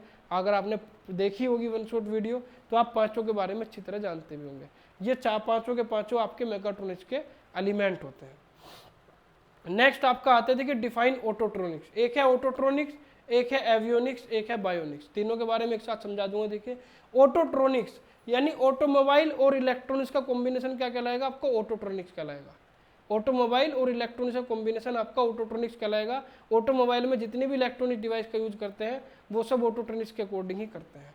एवियोनिक्स क्या होगा, देखिए आपका एवियोनिक्स होगा आपका एविएशन और इलेक्ट्रॉनिक्स का कॉम्बिनेशन। एवियोनिक्स होता है जो एरोप्लेन या मिसाइल वगैरह जो हम बनाते हैं उसमें जो इलेक्ट्रॉनिक्स का यूज करते हैं तो वो साइंस आपकी एवियोनिक्स कहलाती है। और बायोनिक्स होगा आपका बायोलॉजी और इलेक्ट्रॉनिक्स का कॉम्बिनेशन। बायोलॉजी और इलेक्ट्रॉनिक्स दोनों का कॉम्बिनेशन क्या कहलाएगा, आपका बायोनिक्स कहलाएगा। बायोलॉजी में जो इलेक्ट्रॉनिक्स डिवाइस, इलेक्ट्रॉनिक्स टर्म्स का हम यूज करते हैं वो किसके अंडर करते हैं, बायोनिक्स के अंडर करते हैं। नेक्स्ट आपका आता है डिफाइन सेंसर। डिफाइन सेंसर, देखिए सेंसर क्या होता है आपका, सेंसर इनपुट को सेंस करता है और उस सेंस जो इनपुट आप सेंस करेंगे उसे सेंस करने के बाद ट्रांसड्यूसर के थ्रू उसे दूसरी फॉर्म में या एनर्जी की एक फॉर्म को दूसरी फॉर्म में चेंज करता है। तो देखिए a sensor is a device that detect and measure a physical, chemical और बायोलॉजिकल पैरामीटर। जो किसे डिटेक्ट करेगा या किसे सेंस करेगा, वो सेंस करेगा फिजिकल, केमिकल या बायोलॉजिकल पैरामीटर को, और ट्रांसड्यूसर की हेल्प से उसे कन्वर्ट करेगा and convert it into an electrical signal that can be proceed and analyse, और उसे इलेक्ट्रिकल सिग्नल में कन्वर्ट करेगा। क्लियर है। इसके बाद बात करते हैं देखिए describe the range and span of A measuring instrument. किसी भी मेजरिंग इंस्ट्रूमेंट की रेंज और स्पान क्या होती है। देखिए रेंज होती है, रेंज का मतलब होता है कि वो मिनिमम किस क्वांटिटी को मेजर कर सकता है और मैक्सिमम किस क्वांटिटी को मेजर कर सकता है, तो वो उसकी रेंज कहलाती है। जैसे कि हम कह सकते हैं कि कोई थर्मोकपल है वो 25 डिग्री मिनिमम मेजर कर सकता है, 225 मैक्सिमम मेजर कर सकता है, तो ये कहलाएगी इसकी रेंज। और स्पान क्या कहलाएगी, स्पान कहलाएगा इन दोनों का डिफरेंस। अपर लिमिट और लोअर लिमिट का जो डिफरेंस होगा वो क्या कहलाएगा, आपका स्पान कहलाएगा। क्लियर है। तो ये आपको समझ में आ गया होगा कि रेंज और स्पान क्या होता है। इसके बाद देखिए बात करते हैं ट्रांसड्यूसर की। ट्रांसड्यूसर के बारे में मैंने अभी आपको बताया था कि ट्रांसड्यूसर में क्या होता है, ट्रांसड्यूसर में आप एक एनर्जी को, एक पैरामीटर को दूसरे पैरामीटर में चेंज करते हैं। जैसे मैकेनिकल, केमिकल पैरामीटर है आपका, उसे इलेक्ट्रिकल पैरामीटर में चेंज कर रहे हैं, तो वो किसकी हेल्प से होगा, वो ट्रांसड्यूसर की हेल्प से होगा। ठीक है। तो देखिए इस transducer is a device that convert one form of energy into another. जो एनर्जी की एक फॉर्म को दूसरी एनर्जी में कन्वर्ट कर रहा है वो आपका ट्रांसड्यूसर कहलाता है। In the context of electronics and electrical engineering, transducer are commonly use to convert physical signal और environmental parameter such as temperature, pressure और sound into electrical signal that can be measure और proceed by electronic circuit. यानी transducer के through हम क्या करते हैं, हम किसी भी फिजिकल पैरामीटर को इलेक्ट्रॉनिक पैरामीटर में कन्वर्ट करते हैं। जैसे आपने डिजिटल पैनल देखे होंगे, डिजिटल जो डिस्प्ले रहता है, जैसे आप बाइक में लगा रहता है कि आपकी बाइक 70 किलोमीटर पर आवर से दौड़ रही है, 75 किलोमीटर पर आवर से दौड़ रही है, तो जो वो डिजिट आपकी चल रही है वो मैकेनिकल डिजिट को जो इलेक्ट्रॉनिक डिजिट में कन्वर्ट कर रहा है वो ट्रांसड्यूसर कर रहा है। क्लियर है। तो differentiate active and passive transducer. देखिए एक्टिव और पैसिव ट्रांसड्यूसर क्या होगा, अगर ट्रांसड्यूसर को एक्स्ट्रा यानी ट्रांसड्यूसर को एक्सटर्नल पावर सोर्स की आवश्यकता है तो वो आपका एक्टिव ट्रांसड्यूसर कहलाएगा। अगर एक्सटर्नल पावर की आवश्यकता नहीं है, अगर एक्सटर्नल पावर की आवश्यकता नहीं है तो वो एक्टिव ट्रांसड्यूसर होगा, और अगर एक्सटर्नल पावर की आवश्यकता है तो वो पैसिव ट्रांसड्यूसर होगा। बस इतना है। देखिए the transducer which do not require the external power source is known as the active transducer. जिसे एक्सटर्नल पावर सोर्स की आवश्यकता नहीं है वो आपको क्या कहलाता है, एक्टिव ट्रांसड्यूसर कहलाता है। और the transducer which require the power from external supply source is known as passive transducer. और वो ट्रांसड्यूसर जो आपका एक्सटर्नल सप्लाई सोर्स से चल रहा है वो कहलाएगा आपका पैसिव ट्रांसड्यूसर। क्लियर। इसके बाद बात करते हैं, देखिए एक्ट्यूएटर्स क्या है। एक्ट्यूएटर्स, देखिए एक्ट्यूएटर्स क्या होता है आपका, किसी भी सिस्टम को रन करने के लिए, किसी भी सिस्टम को, किसी भी मशीन को रन करने के लिए मोशन की आवश्यकता पड़ती है। तो वो मोशन जो क्रिएट कर रहा है मशीन के अंदर, जो एलिमेंट आपका मोशन को क्रिएट कर रहा है या मोशन को एक फॉर्म से दूसरी फॉर्म में कन्वर्ट कर रहा है, वही एलिमेंट आपका क्या कहलाता है, एक्ट्यूएटर्स कहलाता है। क्या कहलाता है, एक्ट्यूएटर्स कहलाता है। तो देखिए an actuators is a component of a machine that is responsible for moving and controlling a mechanism, यानी किसी भी मशीन का वो कंपोनेंट जो किसी भी पार्ट को मूव और कंट्रोल करने के लिए रेस्पॉन्सिबल है, वो एक्ट्यूएटर्स कहलाता है। क्लियर है। The various actuator use in the mechatronic system are pneumatic, hydraulic, electromechanical और इलेक्ट्रिक मोटर। आपके जो एक्ट्यूएटर होते हैं वो न्यूमेटिक भी हो सकते हैं, जो एयर से चले, वो हाइड्रोलिक भी हो सकते हैं, जो हाइड्रोलिक प्रेशर से अप्लाई हो, वो मोटर भी हो सकती है, इलेक्ट्रोमैकेनिकल डिवाइस भी हो सकती है, कुछ भी हो सकता है। आपकी मशीन जिस फॉर्म में आपका जो है मोशन को ले रही है, जिससे आपका मोशन क्रिएट हो रहा है, वही डिवाइस आपकी एक्ट्यूएटर्स कहलाती है। क्लियर है। नेक्स्ट है चार, right any 4 mechanical actuator. 4 mechanical actuator के नाम लिखने हैं। तो देखिए एक काइनेमेटिक चेन जो आपके मोशन को ट्रांसफर करती है, कैम एंड फॉलोवर ये भी आपके मोशन को ट्रांसफर करती है, गियर, चेन ड्राइव, रोप ड्राइव, ये सब क्या है, ये सब आपके वो सिस्टम है जो आपको मशीन को मोशन चाहिएगा, उस मोशन को क्या कराएगी, उस मोशन को क्रिएट करेगी। ठीक है नहीं, तो जो मोशन को क्रिएट कर रहा है मशीन के अंदर, वही डिवाइस आपकी एक्ट्यूएटर्स कहलाती है। चारों के नाम मैंने आपको बता दिए, और भी हो सकते हैं, बहुत सारे हो सकते हैं। इलेक्ट्रिक मोटर भी एक्ट्यूएटर हो सकती है आपकी। ठीक है नहीं, आपकी जो है रोप ड्राइव भी, जो है बेल्ट ड्राइव भी हो सकती है, उसका भी यूज कर सकते हैं। नेक्स्ट है आपका एक्सप्लेन प्रेशर कंट्रोल वाल्व। देखिए प्रेशर कंट्रोल वाल्व, नाम में ही आपको लग रहा है कि प्रेशर कंट्रोल वाल्व, ऐसी वाल्व जो किसी सिस्टम के प्रेशर को कंट्रोल कर रही हो, कम कर रही हो, ज़्यादा कर रही हो, बंद कर रही हो या स्टार्ट कर रही हो, वो क्या कहलाती है, आपकी प्रेशर कंट्रोल वाल्व कहलाती है। तो देखिए pressure control valve is used to regulate और maintain the required pressure in the process control loop. आपका जो लूप रहता है जिसमें प्रेशर को हम कंट्रोल करते हैं, वो क्या रहता है, वो क्लोज रहता है, उसमें प्रेशर लीक नहीं होता। आपका प्रेशर यूज होने के बाद फिर वापस वही टैंक में वापस आ जाता है। क्लियर है नहीं, तो आपका जो प्रेशर कंट्रोल वाल्व होगी वो प्रेशर को रेगुलेट करेगी या मेंटेन करेगी। क्लियर है, रेगुलेट का मतलब होता है ऑन ऑफ करना, मेंटेन का मतलब होता है कम या ज्यादा करना।